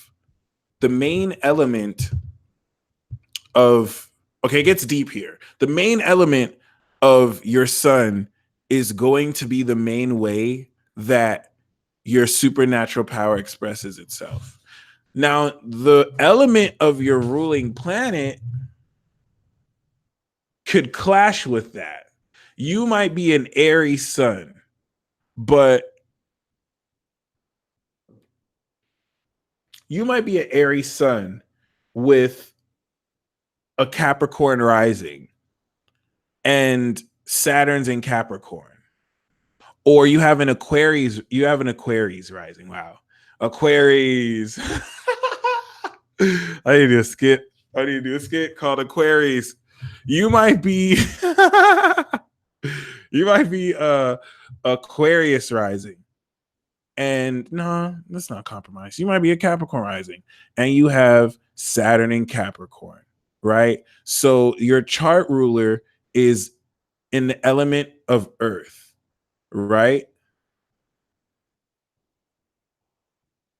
But your spiritual element is fire. So you have to come up with a way to take the fire you have and ground it practically, or it will clash with you. Or let's say you have a Cancer rising and your moon, or let's say you're Gemini rising. Let's say you're Gemini rising and you're an Aries or a Libra, okay? and your element is fire or air. But as a Gemini rising, the ruler of your planet is, that wouldn't make sense. The ruler of your planet is Mercury. No, that would make sense. Let's say you're a Libra and you're a Gemini rising. The ruler of your planet is Mercury and it's in Scorpio. Then the element of your ruling planet would clash with your spiritual element. And Moon puts a layer of this too, but it's a further enhancement of your already psychic energies. Okay. There's an infinite realm to where you can go with this. So it's not really black and white. You can take this so deep. You can bring Chiron into this. You can bring literally Uranus and Mercury and Venus. Venus has a very supernatural role in how you give, receive, and balance these supernatural energies. So I would just focus on your sun because that's what's going to make you aware of it. The soul energy you have will be the moon. And then, of course, how you actualize this through Saturn and Mars will kind of express this on an action level. So as far as how to use your power, as far as the ideas of using your power, that's going to be developed Mars and Gemini into Mars and Virgo. So you don't have to even worry about that. You just want to be solely in tune with your body. Listen to what your body is telling you. Really be in a position to connect with nature, but connect with your body. And when I say you're going to manifest supernatural power, this is where it becomes real, super real. This is where it becomes super duper real. And I want to emphasize again, this whole purpose of the new moon in Pisces, where Chiron is out of Pisces, has fully manifested and ended a cycle of processing super conscious energy at a subconscious level. Now we're processing super conscious energy at a conscious level. And this process is going to take upwards of like 30 years. So it's another whole cycle and a half, and it's the real deal. The psychic power is connecting your subconscious and conscious. Supernatural power is now adding your superconscious into the mix. They say the superconscious is like your grandfather. It's like a detached entity that, you know, doesn't really tell you too much, but it knows you're going to be all right, and it gives you wisdom at key points. But in reality, some of your super consciouses could be an arrogant dragon that is not playing with your time and kind of wants you to put your crap in order before it has to chastise you. Or for some of you, your super conscious can be a very mythical kind fairy who always hooks you up with amazing opportunities. And you want a parking spot, you always find it because you have like Venus on a Moor on your MC. Or maybe you have Saturn on your MC and your super conscious is this super critical, stern, strict influence that expressed itself through your father figures and never gave you acceptance and just makes you feel like you have to be perfect like all the time. Or maybe your super conscious self is a giant hippie that just loves to party all the time and it clashes with your nature. You're trying to actually be responsible, but every time you go to that party, your life just suddenly goes in the right direction, even though it's not your style. Like anything is possible, y'all. So get to know your super conscious self. This is going to ground through your body, and it's going to require some surrender. It's going to require a ridiculous level of surrender because you really have to be open to concepts that you have never really explored before outside of literal cartoons or fictional narratives. And it's going to be weird, but then it's going to be awesome weird. And there's nothing better in this life than awesome weird, because it's just so different from the conventional that it allows you to be freaky, but still freaky deaky. And it's going to be amazing sauce. And you're going to imagine the keyword imagine, because we're still in Pisces season. You're going to imagine the greatest depths of your power that allow you to interact with this reality in ways that you never thought possible. And like you're not thinking this possible because there's nothing in Gemini and there's nothing in Virgo. So you can't even analyze different possibilities to think possible. This is literally just going to come up under your nose, and a lot of you are just going to be like, holy crap, I can fly now. Wow. I can't really fly 5 feet without getting lightheaded. So I can't really fly, but I can levitate. Okay, I'm going to spend 3 minutes every day levitating with straight focus. And then I'll add 5 minutes to it every week. Bam. Now it's March. Now it's the end of Mars, March 30th, and I can fly 10 feet. But now Mars is in Gemini. So it's developing intellect with your power. It's like, do you really want to fly 10 feet? Because if you get lightheaded again, you can fall and you can break your bones. And this is now where you start to get more creative, but we're not there. So keep that in mind. You don't have to really do anything. This is a receptive feminine transit. So all you really have to do is be in a position to just do whatever you're focusing on with great consistency and allow yourself to take unconventional action because of the influence of Uranus. Unconventional action meaning something especially tied to your sexuality. Don't shame yourself for being sexually deviant. Reward yourself for doing something that's new or different sexually. So keep that up, keep that in mind, and be very aware that you are 100% slowly but surely manifesting supernatural power. Okay. This manifestation is tied into what you were imagining when Mars was in Pisces and into what you were actualizing when it was in Aries. So it's not that you don't know what it is. It's just the way that it comes through is going to be very unique to you. And it's going to be very subtle, but it's going to gradually build until your aura takes over your body.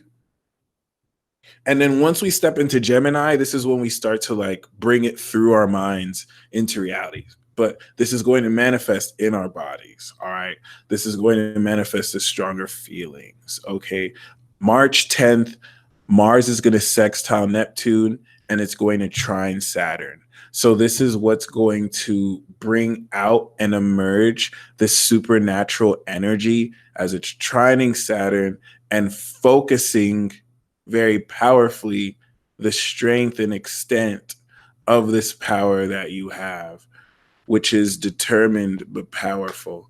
I kind of want to show you this. This is actually very important.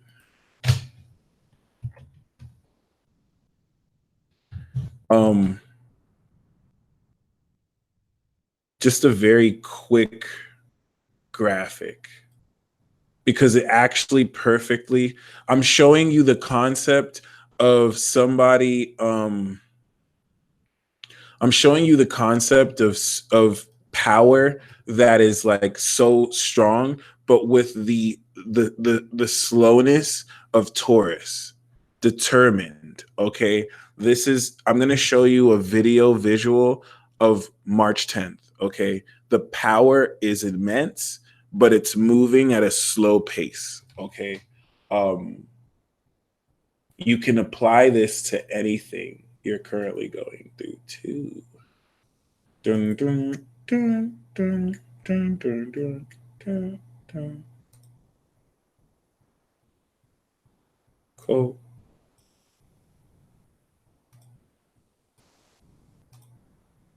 Aura training. Be patient with me, y'all. オーラでガードする。コン、ペンをやってみて。うん。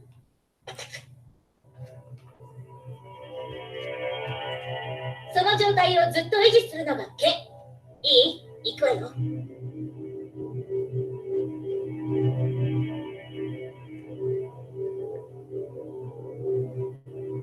遅い。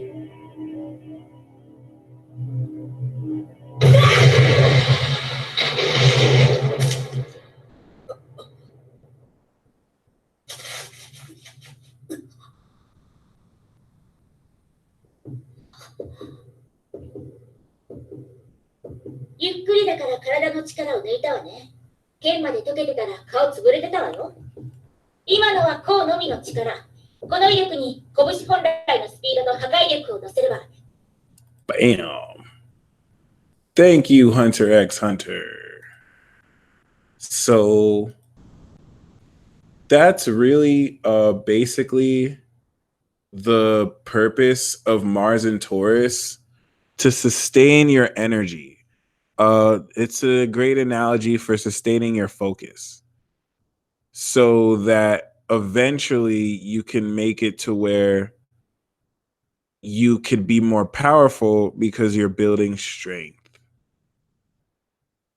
And yeah, so we're going to do a quick energy exercise,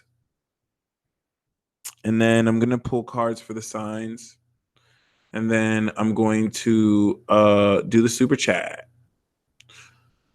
Mars is going to square Venus in Aquarius, and Mars in Taurus. So after the sextile to Neptune and the trine to Saturn, you're going to be grounding cosmic sexuality with the right values, because Venus in Aquarius is going to be connecting you with so much potential, and not only so much potential, but like a lot of possibility.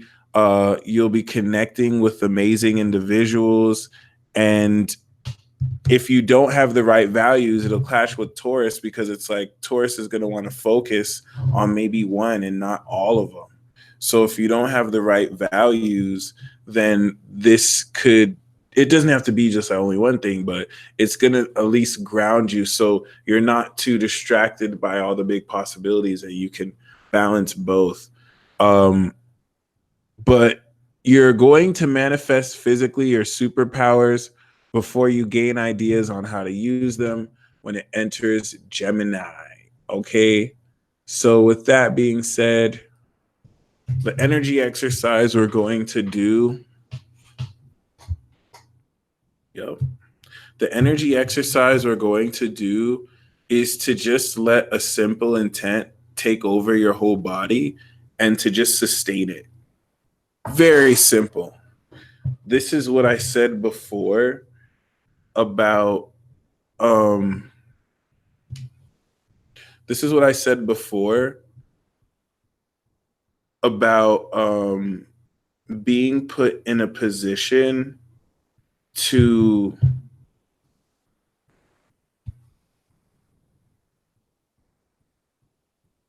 very powerfully create momentum for your intent.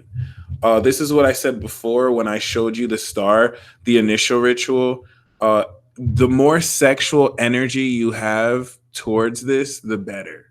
The more sexual energy you have towards this, the better. Okay. So I have a Uranus and Taurus hack. And the homework really is the continuation of this exercise. So just breathe down to your diaphragm. Please hit that like button if you haven't already. Breathe down to your diaphragm. Charge your energy.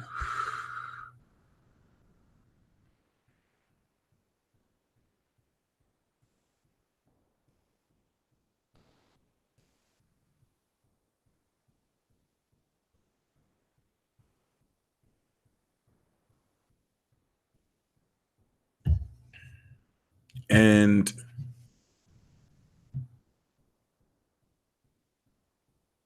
Yeah. Focus on an intent.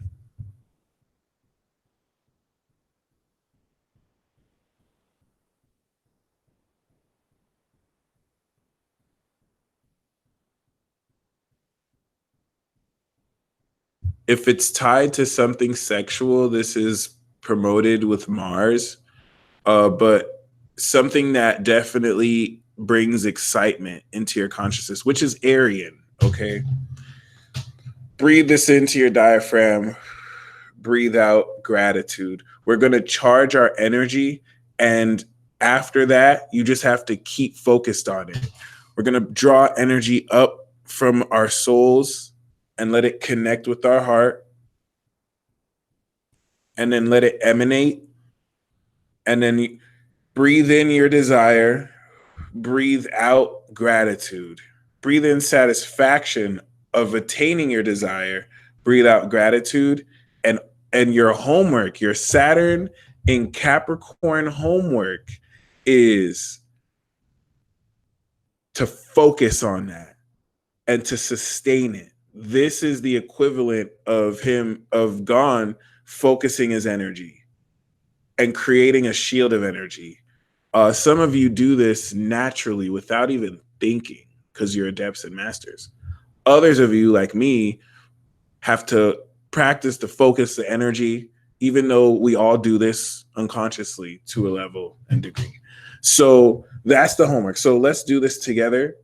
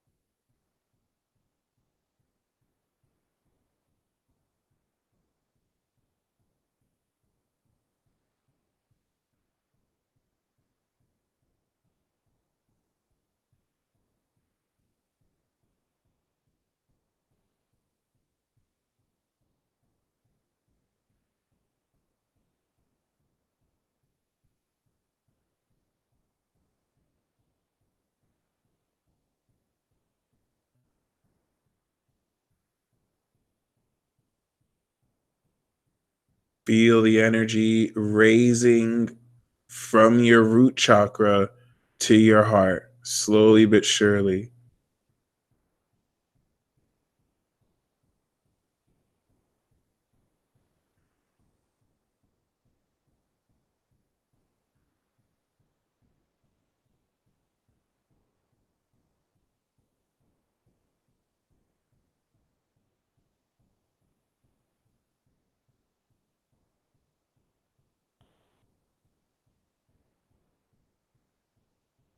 All right. And now we're going to take 10 deep breaths together, breathing in this desire.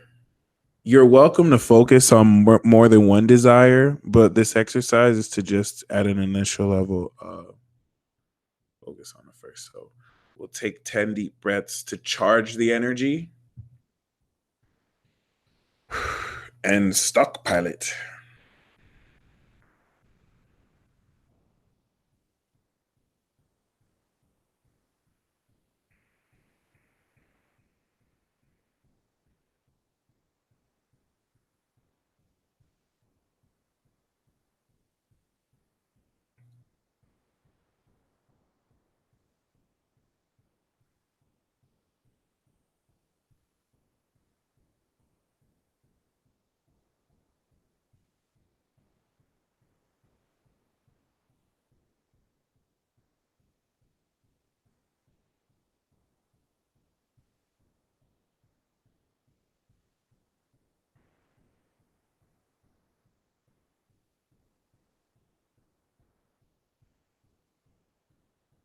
Oh, snap. My bad. I forgot to count with y'all.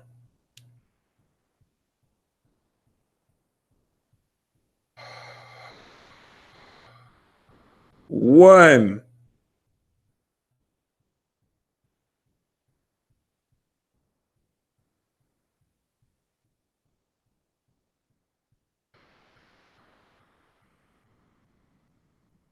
2,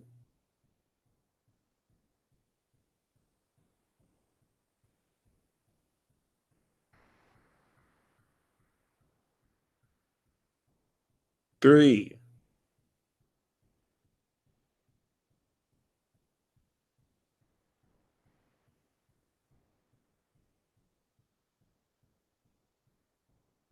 4,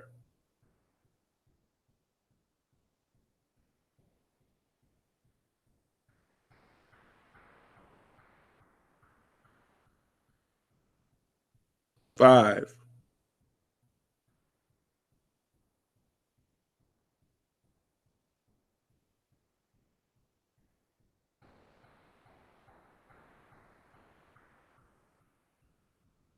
6,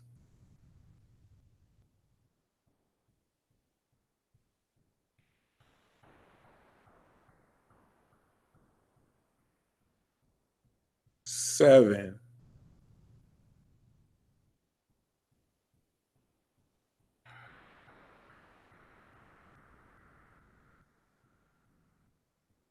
8,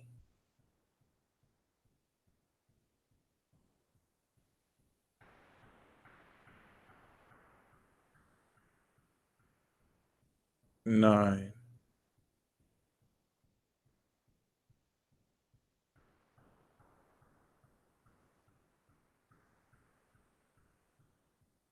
10. My body is reverberating, tingling, and calm.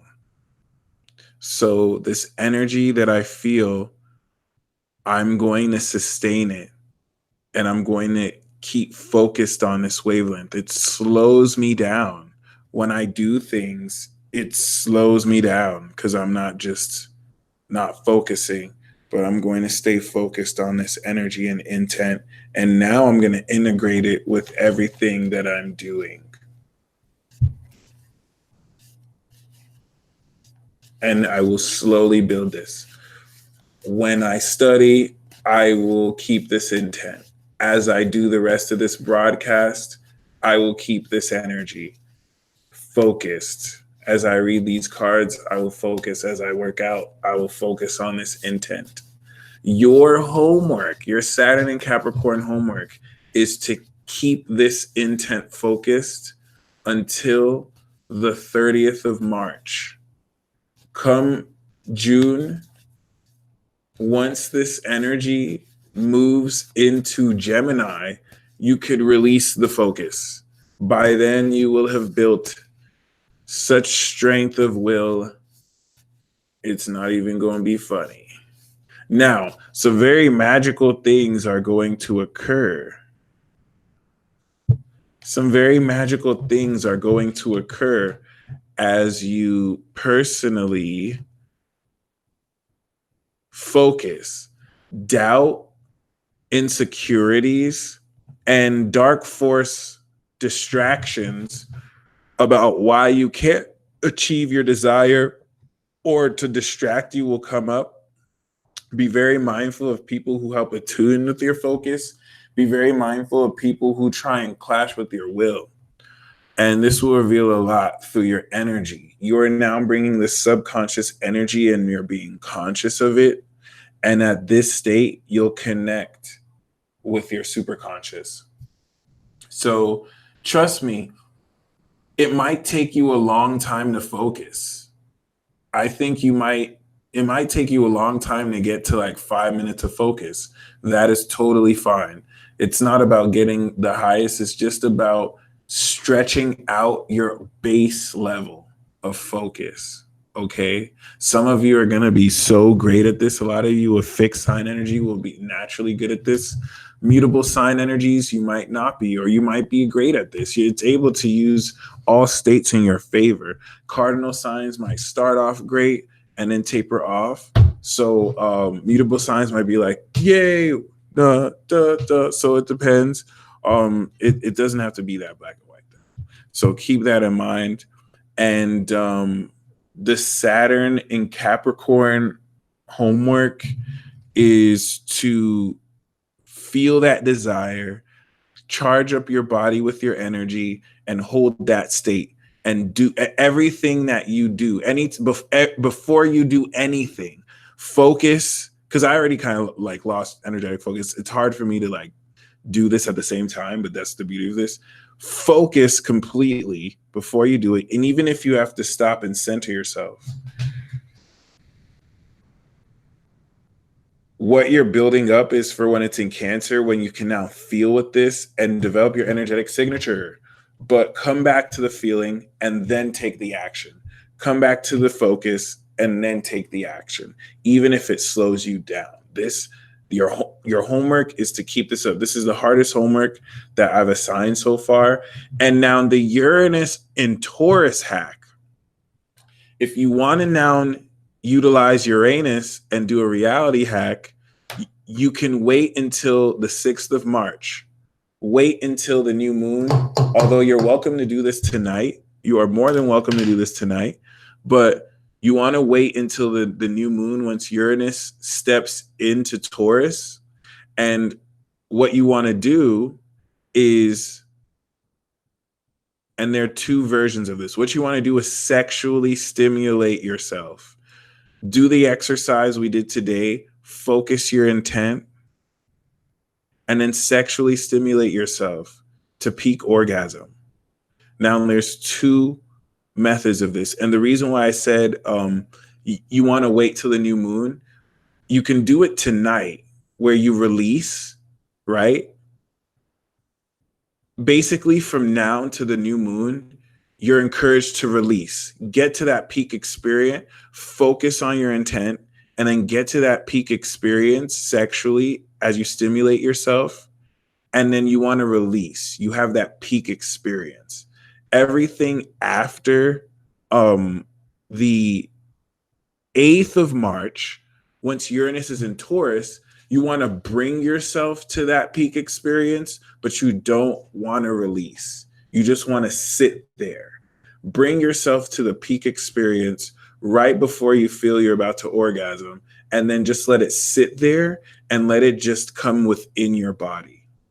And this is where, if you start retaining that and then building this with like greater focus and discipline, if you do this Uranus hack and edge, like Heidi said, this is going to give you amazing benefits, benefits within your practice. Okay, just breathe when it happens. It's not the easiest to do because some of you close there will want to like release, and if you do, don't beat yourself up. It's a hack. It is not mandatory. The homework is to just focus and then sustain it. But if you want to do this on steroids, add edging to the practice, bring yourself there, and then relax, breathe through it. Do not climax, do not release, but bring yourself to that edge and then relax, and then let that come back to your body, and just do that periodically and edge. Maybe you could release like once a month, but you want to like edge your way up there. And it's any of you who add that hack, you straight. Oh my God, that's crazy. Okay, so I'm going to pull the cards for the signs. Careful in visualizing. Aries moon, Aries rising. The Four of Swords is saying you want to apply meditation to this. Your supernatural power is going to manifest the clearer your mind is. And you want to do everything in your power to relax through this transit. Keep things cool. You don't want to be too stressed out at all. Okay. Wow. Taurus moon, Taurus rising. We have the Eight of Cups. The manifestation of your supernatural power is going to have you seek deeper. You're going to have to go on a spiritual quest for this. And by this, I really mean like coming into an awareness coming into an awareness of where your soul truly lies. After this card is the wish come true card.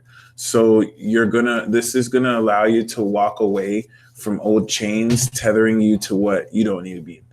Gemini moon, Gemini rising. Oh, the way you're gonna manifest your supernatural power with the Page of Pentacles is literally use the palm of your hands to make it occur. This is literally it's like you'll manifest, but at a smaller level. And I don't know how to say this, Gemini, because I really do. This Page of Pentacles really means that you're going to manifest this physically. You're just literally going to make it appear in the palm of your hands. And then, of course, through the use of your intellect, do whatever you need with that. But the Page of Pentacles reflects just starting out a workout regimen, studying so it's really practical. If you want to manifest your superpowers, work out and study. I feel I just got trolled by the universe right now. Cancer mood, Cancer rising. We have the Wheel of Fortune, which is the evolution card. So you're going to manifest this supernatural power unexpectedly, suddenly. It's just going to flip and turn your life around, and it's going to be like you're winning the lottery. Literally, you're in Cancer, you're manifesting incredible superpowers. So yeah, it's going to be life-changing. Leo moon, this card wanted to come out. You're manifesting your supernatural powers through your intuition. This is the moon card, but not like the moon card. We have Judgment here, full-on awakening of your inner world. So it's like you're going to be guided by the Queen of the Veil, and you'll find that you're able to understand your intuition in a supernatural way because you'll be seeing it. Okay. Yeah, I'm picking up like you're going to manifest your intuition in spiritual form to where you interact with it as an apparition as opposed to like a thought in your head. Virgo moon, Virgo rising. We have the Two of Swords, which is indicative of you being in a position to come at a compromise. In other words, Virgo, you're going to manifest your supernatural power and not tell a single soul. You're just going to keep it to your heart and just troll people because they won't know that you're just supernaturally trolling them. Libra moon, Libra rising. We have the Two of Wands. So you're going to manifest your superpowers and you're immediately going to plot to take over the world and be like, oh my God, these idiots don't stand a chance. And you're just going to completely start making this mastermind plot with your supernatural abilities. It's literally going to like give you fortune very quickly.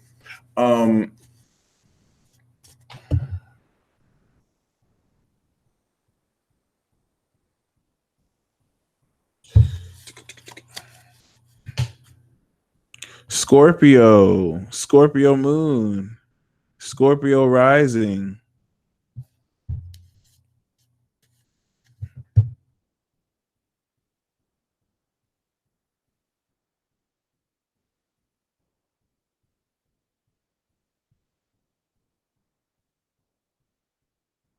Scorpio moon, Scorpio rising. We have the Knight of Pentacles. The Knight of Pentacles is Virgo.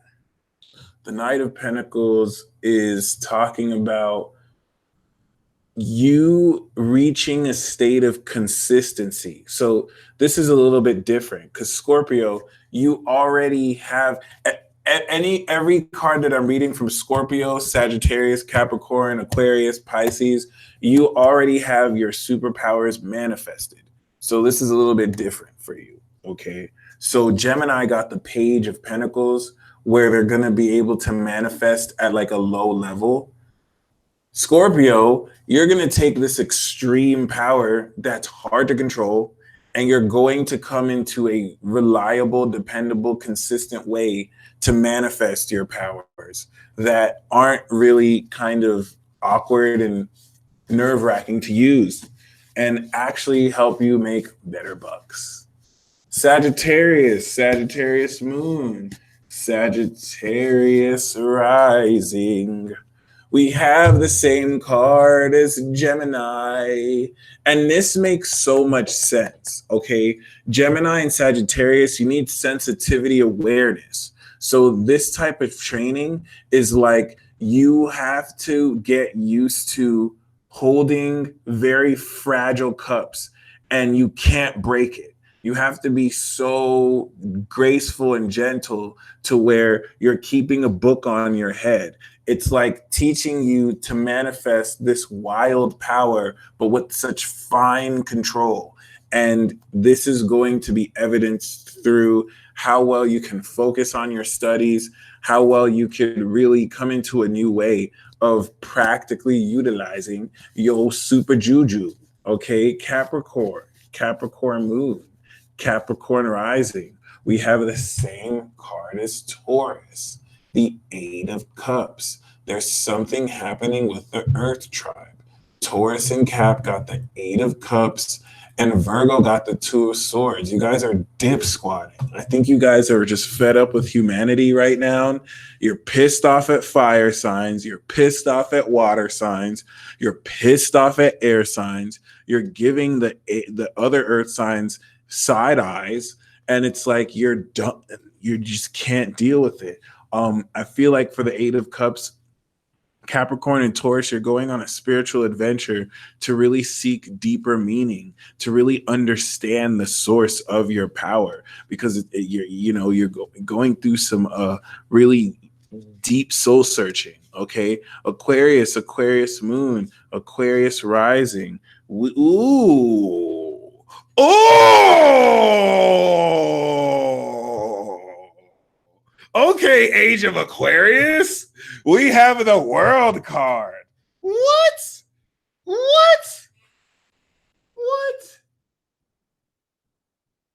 Wow. That's ridiculous. Check this out. The World card is talking about you're manifesting all the supernatural power. You're manifesting the whole shebang. You're just bringing it all together. You're manifesting the big wham wooly, like all of it. Please tell me Chipotle is open. Please tell me Chipotle is open. I was supposed to order it earlier. I was being stupid. The World card is literally talking about you manifesting, yes, Chipotle. It's literally you talking about you manifesting the entire nature of your powers. Extra barbacoa. The entire full nature of your superpowers. It's a Saturn card, but this is important because this is bringing it into full physical manifestation. A lot of Aquariuses have had their supernatural power, but it was limited to their mind. So that's what Saturn in your 12th has been like finalizing for you, where you can manifest your supernatural powers, but only to a certain limit where it won't make as much sense to other people. Now this is fully manifesting physically, which is kind of dangerous. But for you, this is going to feel like complete success. You're going to be able to express this at like the highest level, y'all. Am I jealous? No, of course I am. How dare you be super powerful? Jeez. Quesadilla. Give me a kid's quesadilla. Pisces, you already know what the deal is. Pisces, I'm not going to talk about superpower. See, I literally split the deck and I get the Magician. Pisces, I'm not going to talk to you about superpowers. Why are you even here, Pisces? Why are you even here? I really wonder, what are you doing here still? Okay, I'm not doing this for Pisces. You super magical. I've always had supernatural powers since birth. I don't need a card from the peace dealer and we gonna get the magician. It's like, how do you give a genie its wish come true? How do you give a genie its wish come true? And it comes with the Ace of Swords too. Get out of here, Pisces. Just get out of here. How are you going to tell a genie your wish came true? The genie be like, okay, that's cool, I guess. Thank you. Maybe like, stop playing with me. Stop playing with me. I can't deal with y'all. I really can't deal with y'all at this point. Like, what's the point? What's the point? Seriously. So many of us are busting our ass just to realize our full potential. And you just have Pisces people just super magical for no reason. Like, let me make their wish come true. They're going to think some god did it. Like, stop. I can't deal with y'all. I really can't. There's no reason why I should split the deck mid-rant and pull the magician. Like, that's not cool. Y'all just gonna like split fabrics of reality with your magic. So just go home, Pisces. You're already drunk. Just leave us. Just go escape somewhere, Pisces. Go escape. I'm so sensitive. I feel everybody's energy. I'm too magical. I feel what everyone's doing all the time. Go away. Go away. Leave. Just go somewhere. Just kidnap some people and leave. Like, why are you so magical? Like, I can't deal with this. I'm so jealous. I'm so jealous. It's not even fair at this point. It's not even fair. It's like you're gasping for water. You're so thirsty for water, and Pisces is here just chugging 6 gallons. Like, you have whole gallons of water being wasted, and they're just like glug, glug, glug, glug, glug. And it's just water that they're like bathing in. Meanwhile, you're in a desert, like thirsting for water. Like, what the hell, Pisces? How you just dripping? It is what it is. It is what it is. Like, all right. Anyway, that's the Mars and Taurus transit. We have the Death card. The Death card is reassuring you that you can run, but you can't hide. And it is assuredly over. It is assuredly over for you, and you will never be the same. You are going to manifest supernatural power. Okay.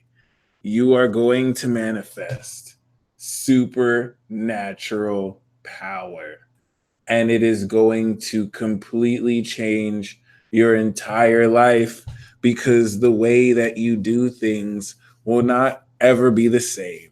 But the thing is, you're going to have to, through hard work and dedication and devotion, build the strength of what manifests. And guess when it's manifesting, guys? Now. Okay.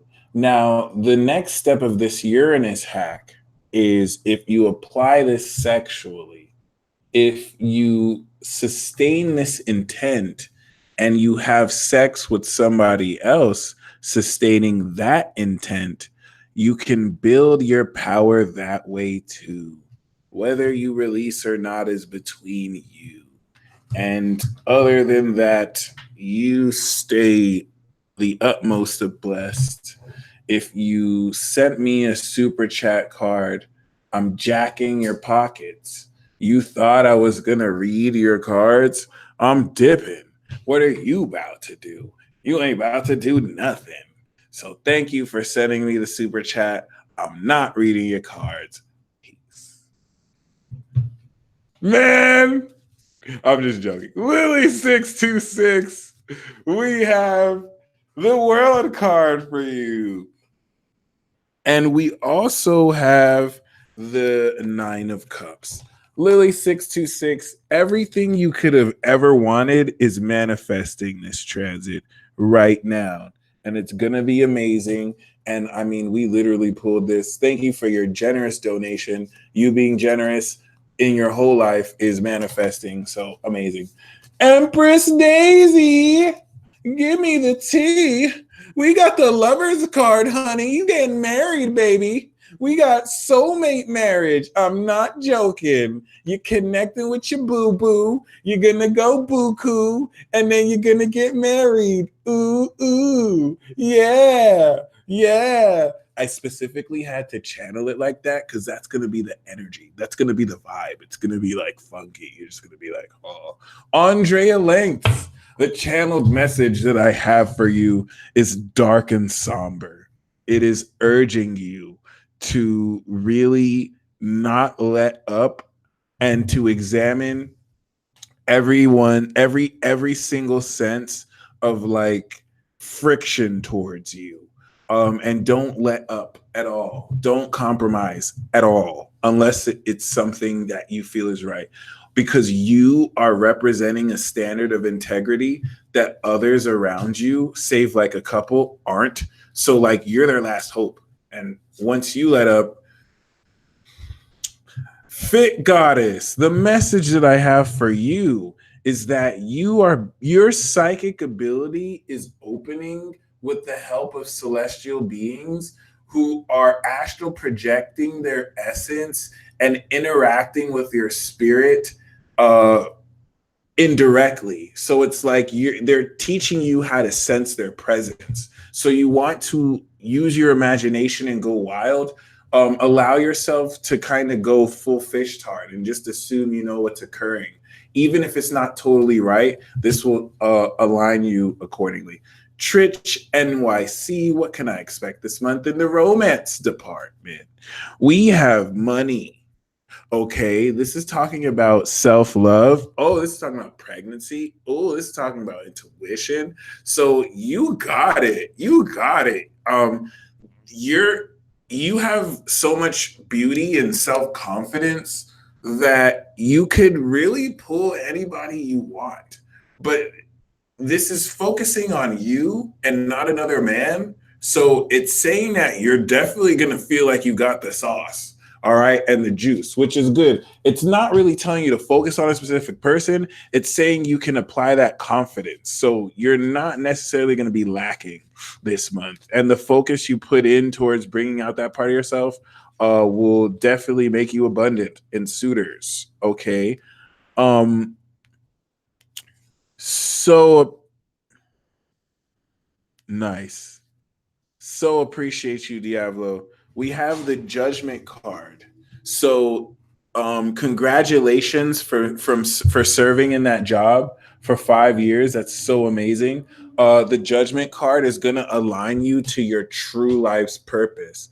This is the Movement card. You might either have to move this doesn't have to be a physical move. You're being aligned to your true life's purpose, and this is you moving towards a positive future. And not just that, you're going to apply problem solving skills to really surpass any limiting beliefs that you've had before through moderation and good management. So this is important though, because this awakening is also going to entail the upper limits of your supernatural ability. I think if you have a partner currently still too, she's definitely going to help be patient with you, and she's going to really be in a great way to help invest your own money to duplicate and make more of it. Okay. Cindy G, we have the Judgment card for you too, which is talking about great awakening and being aligned to your true heart's desire. Okay. And to your true purpose, not heart's desire. Sharon Andrea, okay. The message is that there are deep feelings that are being expressed, especially with Rondi and Ron. their Cancer energies are going to be highly stimulated, and it's going to allow them to feel deeper into the psychic projections that you're connecting to them with. So you want to connect more telepathically and psychically. Pineapple kisses, rainbow wishes, Jesus. The judgment card came out. You cannot dodge the awakening. Okay. We have the Seven of Swords. So something is getting exposed and something is coming to an end. We're at the final chapter of the saga. This is not really bad exposition. This is really a genius idea that's going to come into fulfillment. But in other cases, somebody is getting exposed. Bharti Sharma, this is going to be a period that you understand your emotions in a much deeper way that allows you to balance both your intellect and your feelings. So you can be both objective and psychic. Okay, it's not black and white for you. Miss Kiki, it's getting freaky.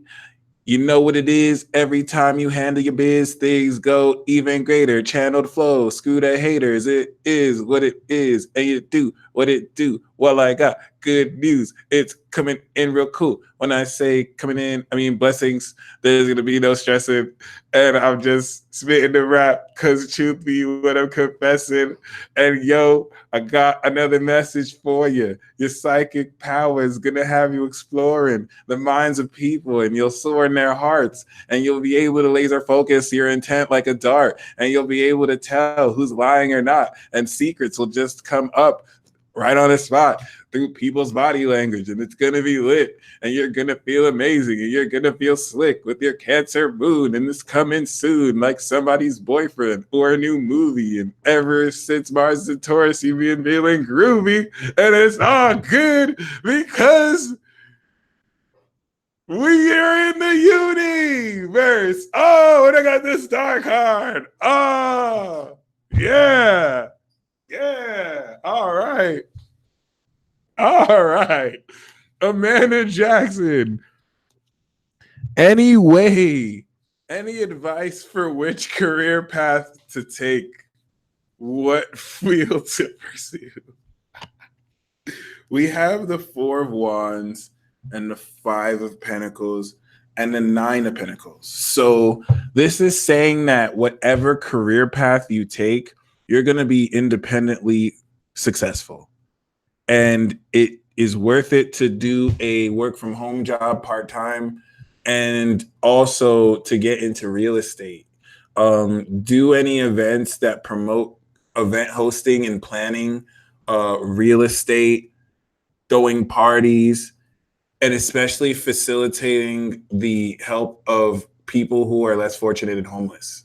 So there's certain nonprofit career paths, social work career paths, but honestly, this is really more talking about your current financial state, and you're about to make racks, like thousands of dollars. You're going to be very independently successful. Kay Martin, we have the Queen of Cups. Trust your feelings. You have very deep, wise feelings that are not the most rational, but still very on point. Okay. Rebecca Jane, the channeled message that I have for you is that you don't want to refrain from what is causing a lot of friction for you. You might have to distance yourself from energies that are encouraging you to hold yourself back. And I mean at a super subtle level. It's not like it's in your face, but wherever you subtly feel these dead ends are leading you to a new beginning, coming into this new Aries season cycle. Christina 978, what am I manifesting? You're manifesting a new routine. You are manifesting correctly. The Page of Pentacles is saying you are manifesting correctly, but it's a new way of manifesting. It's slightly unconventional. So you're manifesting something. This is like manifesting a one-page paper document, or it's like manifesting a plant. Like it's not a whole farm, but it's like a plant. And what you learn from manifesting the plant will teach you how to manifest the farm. Joa, the alien goddess, you are awakening. Now you're a celestial. You're a celestial being. You're a higher order celestial being. So you're gonna find that with your 12th house Leo moon, you're able to open and hold space for other higher beings, especially when it comes to channeling people's higher selves. Especially when it comes to literally holding court with other like deities, gods, goddesses, angels, higher powerful beings that will be heavy in pressure for others, so you can hold space so it doesn't really make others feel uncomfortable. But this is going to be very amazing, not even abstract, because your Leo moon is going to make this super real. It's going to be super psychic. And the channeled message here is to just kind of know you're holding space, because at first it might feel like there's a different energy. Hey, Liana, what it do? Peace talk coming soon. So yeah, definitely keep that in mind, because it's going to be very revealing. Okay, Rebecca Resser, we have the marriage card, the Hierophant. This is talking about adhering to the status quo. If this is not really a marriage you'll be invited to, or a wedding, because not wedding, it's more just union. But I get adhering to the status quo and doing things by the book will definitely do you well. Okay, Joe Chris. We have the Seven of Pentacles. Slow it down. I don't necessarily advise you to smoke. Well, I'm not advising you to do anything with your medicine, but I wouldn't recommend smoking with your psychosis. And if you acknowledge you have psychosis, I wouldn't acknowledge you smoking with the meds. Should I continue as I keep my reality in check while channeling? The Seven of Pentacles is saying slow it down. It's not saying that you shouldn't smoke. It's just saying be very moderate with the consumption of this, and make sure you do it few and far between, which I think you're planning to do anyway, but you definitely want to keep that in mind. Okay. Larixa, want clarity about my work environment. What's in store for me? We have the King of Swords. The King of Swords is definitely speaking of you coming into a peak mastery of, your career path, but it's also talking about you having to be objective and a bit cutthroat in the way that you ascend up here. Okay, so stay objective, stay impartial. To Wanda Vance, we have the Temperance, and you asked for an ascended message. So this archangel appearing here is talking about moderation and incorporating manifestation from drawing on other realms, merging and bridging the subconscious and conscious worlds together as a super conscious entity. So keep this in mind, because you're going to come into a very perfect way of weaving your multiple realities into one. You've finally mastered each part. Now you're going to integrate them. XEX421, we have a similar message to Tawanda. You're bringing everything all together. You're taking a lot of your skills, you're taking a lot of your talents, and you're being put in a position to actually very powerfully put this all into fruition and make this all very, very, very, very real. Okay. And not only is this going to be real, you're going to be taking an advancement of talents that you've had, and you're going to be able to build on that. Binti T, is this new guy for me or nah?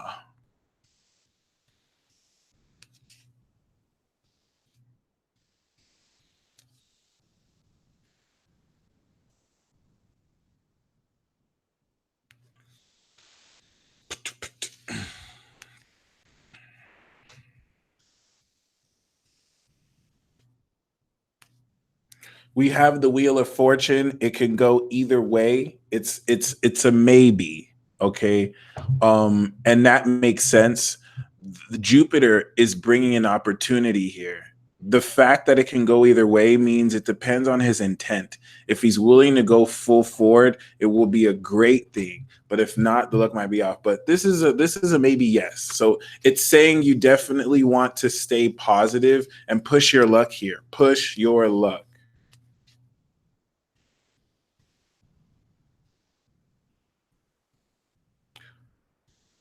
Okay.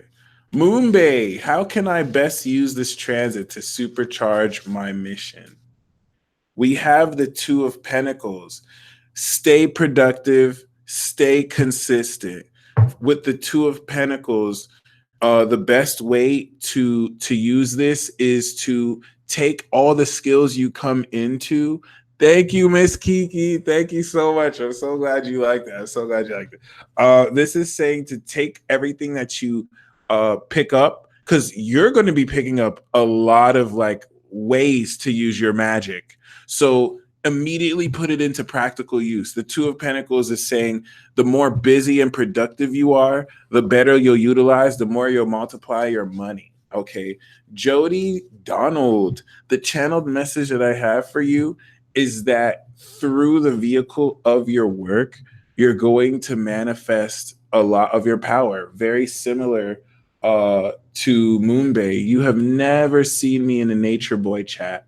I have never spoken to Nature Boy before. Okay. Jody Donald, this is saying the nature of your work is going to balance so that you're in a position to actually not only make more money, but add more time and step into a whole nother income stream, which is very, very preferred. And you'll have the opportunity to. CG, we have the Temperance card with the Chariot card. You're going to get great angelic support to put your life in balance and keep a momentum. Keep the good management and just stay consistent and push through. This is going to push you through into victory, but you have to stay consistent and you can't get distracted. Lisa, the channeled message that I have for you is your happily ever after is here. You're going to really be in a very blissful situation, more than you already are. And you're the one who blesses others with this. All you need to do is just wish others. My Chipotle is coming very soon, Miss Kiki. You are not lying. Jewel, we have the Eight of Cups. Your spirit guides and angels are going to guide you towards a spiritual adventure where you're seeking deeper meaning within your soul. Be prepared to walk away, even if you take a short trip. Larry, we have the Eight of Pentacles. Keep up the great work. If you need employment, you're going to come into meaningful work. The more quality you keep with what you do, the better. Okay. April Howell, the channeled message that I have for you is you're going to have split-second decisions based on who do you side with, because people are going to want you to decide something for them. Make sure that you stay impartial. Make sure that you don't let them play you like that. Okay, my Chipotle is here. I'll be right back.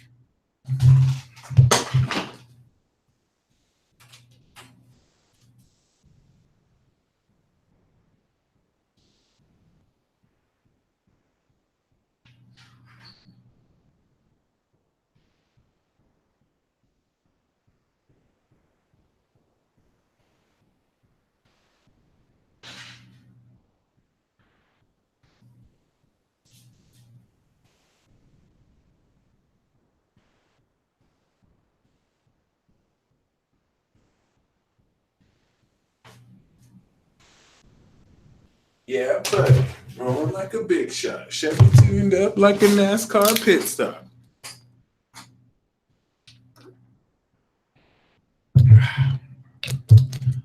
Sparkling blackberry.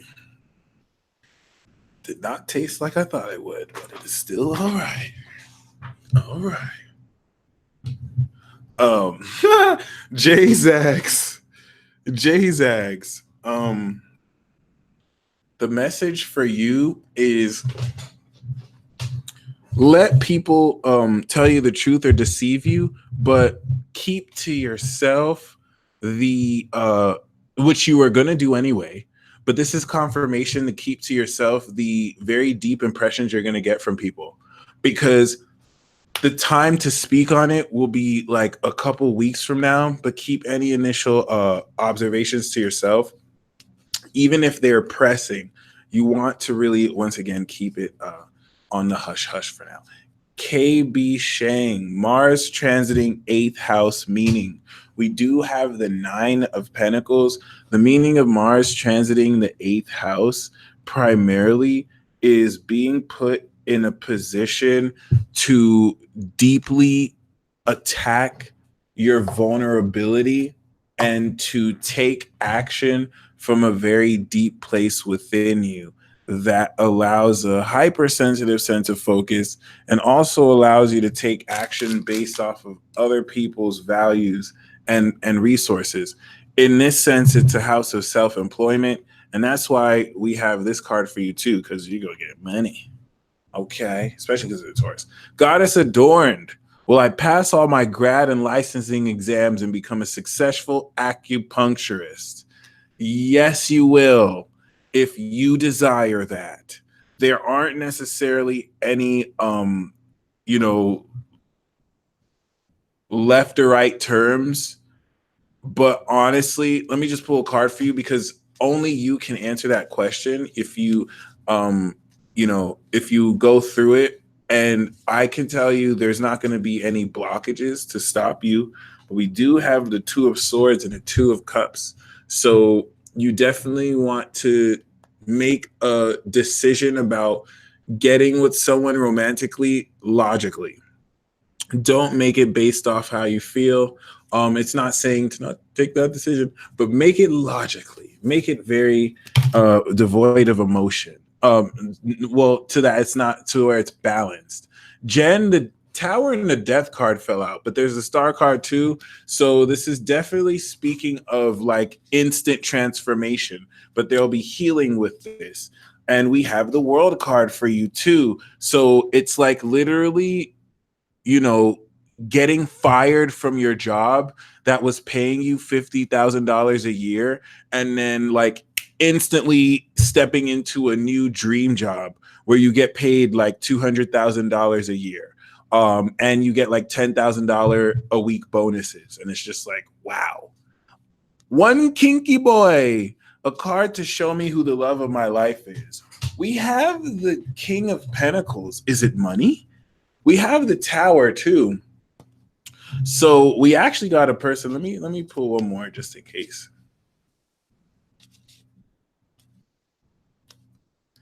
Yeah, we have the 7 of Swords. So I stick with the King of Pentacles. The love of your life is wealthy. It's pimp daddy. Pimp daddy. Got a lot of money. Got a lot of property. It's probably counting dollar bills, but not in a cliche way. Probably like from his IRA savings funding account. And yeah, Steph, thank you. I'm glad it's your first time. We have the soulmate card. So you're definitely going to be connecting with a part of your innocence and a part of your childhood. And this is definitely going to relate with a special level of your heart, as this is someone that you're connecting with either from the past or from your past life. Wisdom seeker. We have the King of Pentacles, Ja. And this is actually talking about your Taurus rising. Your Sag Sun, Libra Moon, right? Which is going to manifest an intellectual sense of your character through your passion and your fire magical bending skills. It's going to manifest through your body. And it's going to manifest through your 5 senses. And it's going to manifest through your ability to make a lot of money with that because you're an 8th house sun, and that's super amazing. Oh, crap. Let me pull one more for you.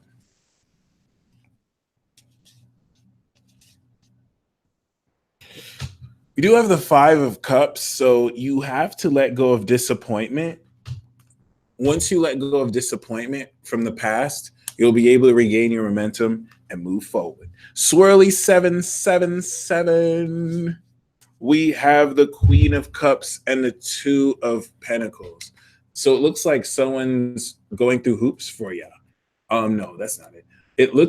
We do see the dynamic of either this being you working in this using your psychic skills as a hobby, or being in a position to connect with this Two of Pentacles individual, which might be someone who can kind of help take an idea to the next level for you. Kind of like hiring an assistant. Okay. Aqua Elliot, the channeled message that I have for you is to worry not. You have so much divine support. You actually want to get more comfortable calling on these beings, because you'll find greater and a lot of quick evidence of this. So you know it's not more abstract. Edgar, this card wanted to come out. We have the Star card. We have the Tower card. Whirlwind Romance. You're out of nowhere, you're going to connect with probably the love of your life, and it's just going to, it might be tied in with an unexpected pregnancy, but that was meant to happen. So you don't necessarily it might not look right to other people, but it's going to be like ordained. Chemistry, we have the Strength card and the World card. So it's talking about mastering your inner strength and manifesting the full greatness of your reality and your power. You're reaching completion. You're graduating. This is amazing. Blue frame integration. Yes, integrate healing into your readings. You are coming into results for your hard work. You're going to be seen as a sanctuary and someone who people can trust with their deepest feelings. So you're definitely going to celebrate soon. I think you might even have a wedding soon. Okay. Miss Leo Scorp Aqua. We have the Queen of Swords. Lucas is feeling very objectively critical. Lucas is feeling that he either needs his space. I think he sees you as a Queen of Swords, where he may feel you're looking at things too objectively. And if not you, then him. P Light.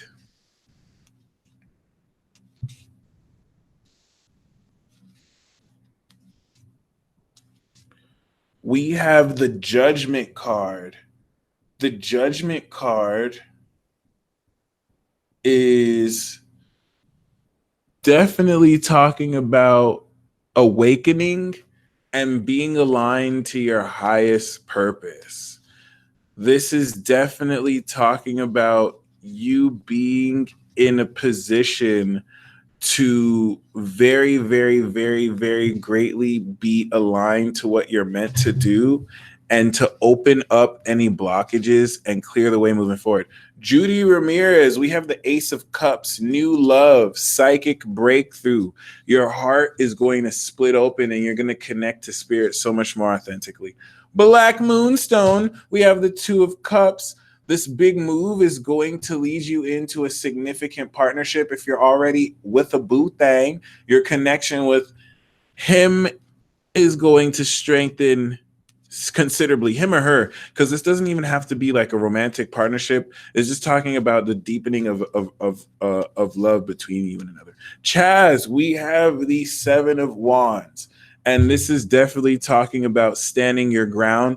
March, you're going to come into a great victory because people are going to scrutinize your actions and you're going to put them all in their place by standing your ground and standing up for yourself. House of Judea, we have the Three of Wands. It's the green light.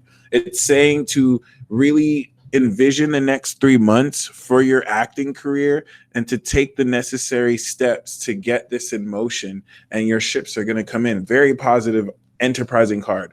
Yale, uplift mood advice. We have the Sun, beam happiness. This is actually saying that very soon, and your Aquarius rising. So once Venus comes into your first, you'll find that the sun shines bright, and it's saying to be the source of happiness for yourself and others, and it's going to be amazing. Black Moonstone, 88. What are my psychic gifts? We have the Three of Swords. You have the power to break people's hearts, but honestly, we have the Two of Cups again. So what I intuitively got is you have the power to heal people's hearts. But the way you heal people's hearts is to like literally break it. Like you cut straight to the core so that they can heal. And then this prepares them. So your psychic gifts are tied significantly to love. Okay. your psychic gifts are tied significantly to love in a way where you're able to connect very deeply with anybody, like it's just you and them. House of Judea, the love message we have is the 8 of Cups. The 8 of Cups is talking about disappointments in love, but any disappointments in love will have you walk away from what's not right, and you'll immediately walk towards the right direction. Okay. Aaliyah Cooper. Relationship message from my guides. We have the Page of Cups, new love, new love. If you're single, there's new feelings. This is encouraging you to express your love. If there's anyone you're into, write them a poem, sing a sweet ballad, and let them know that they make you feel like you're eating a healthy salad. This is talking about new feelings too. You're going to feel new feelings. This is your guides are pushing you to catch feelings. Okay. And sometimes you might feel like it's not right to, but it's good. Okay. What is disabling me from enabling my potential as a high priestess that I know I am? Why do I feel stagnant at times? You're not trusting. What's disabling you is that you through experience, you've known that you can't trust anyone.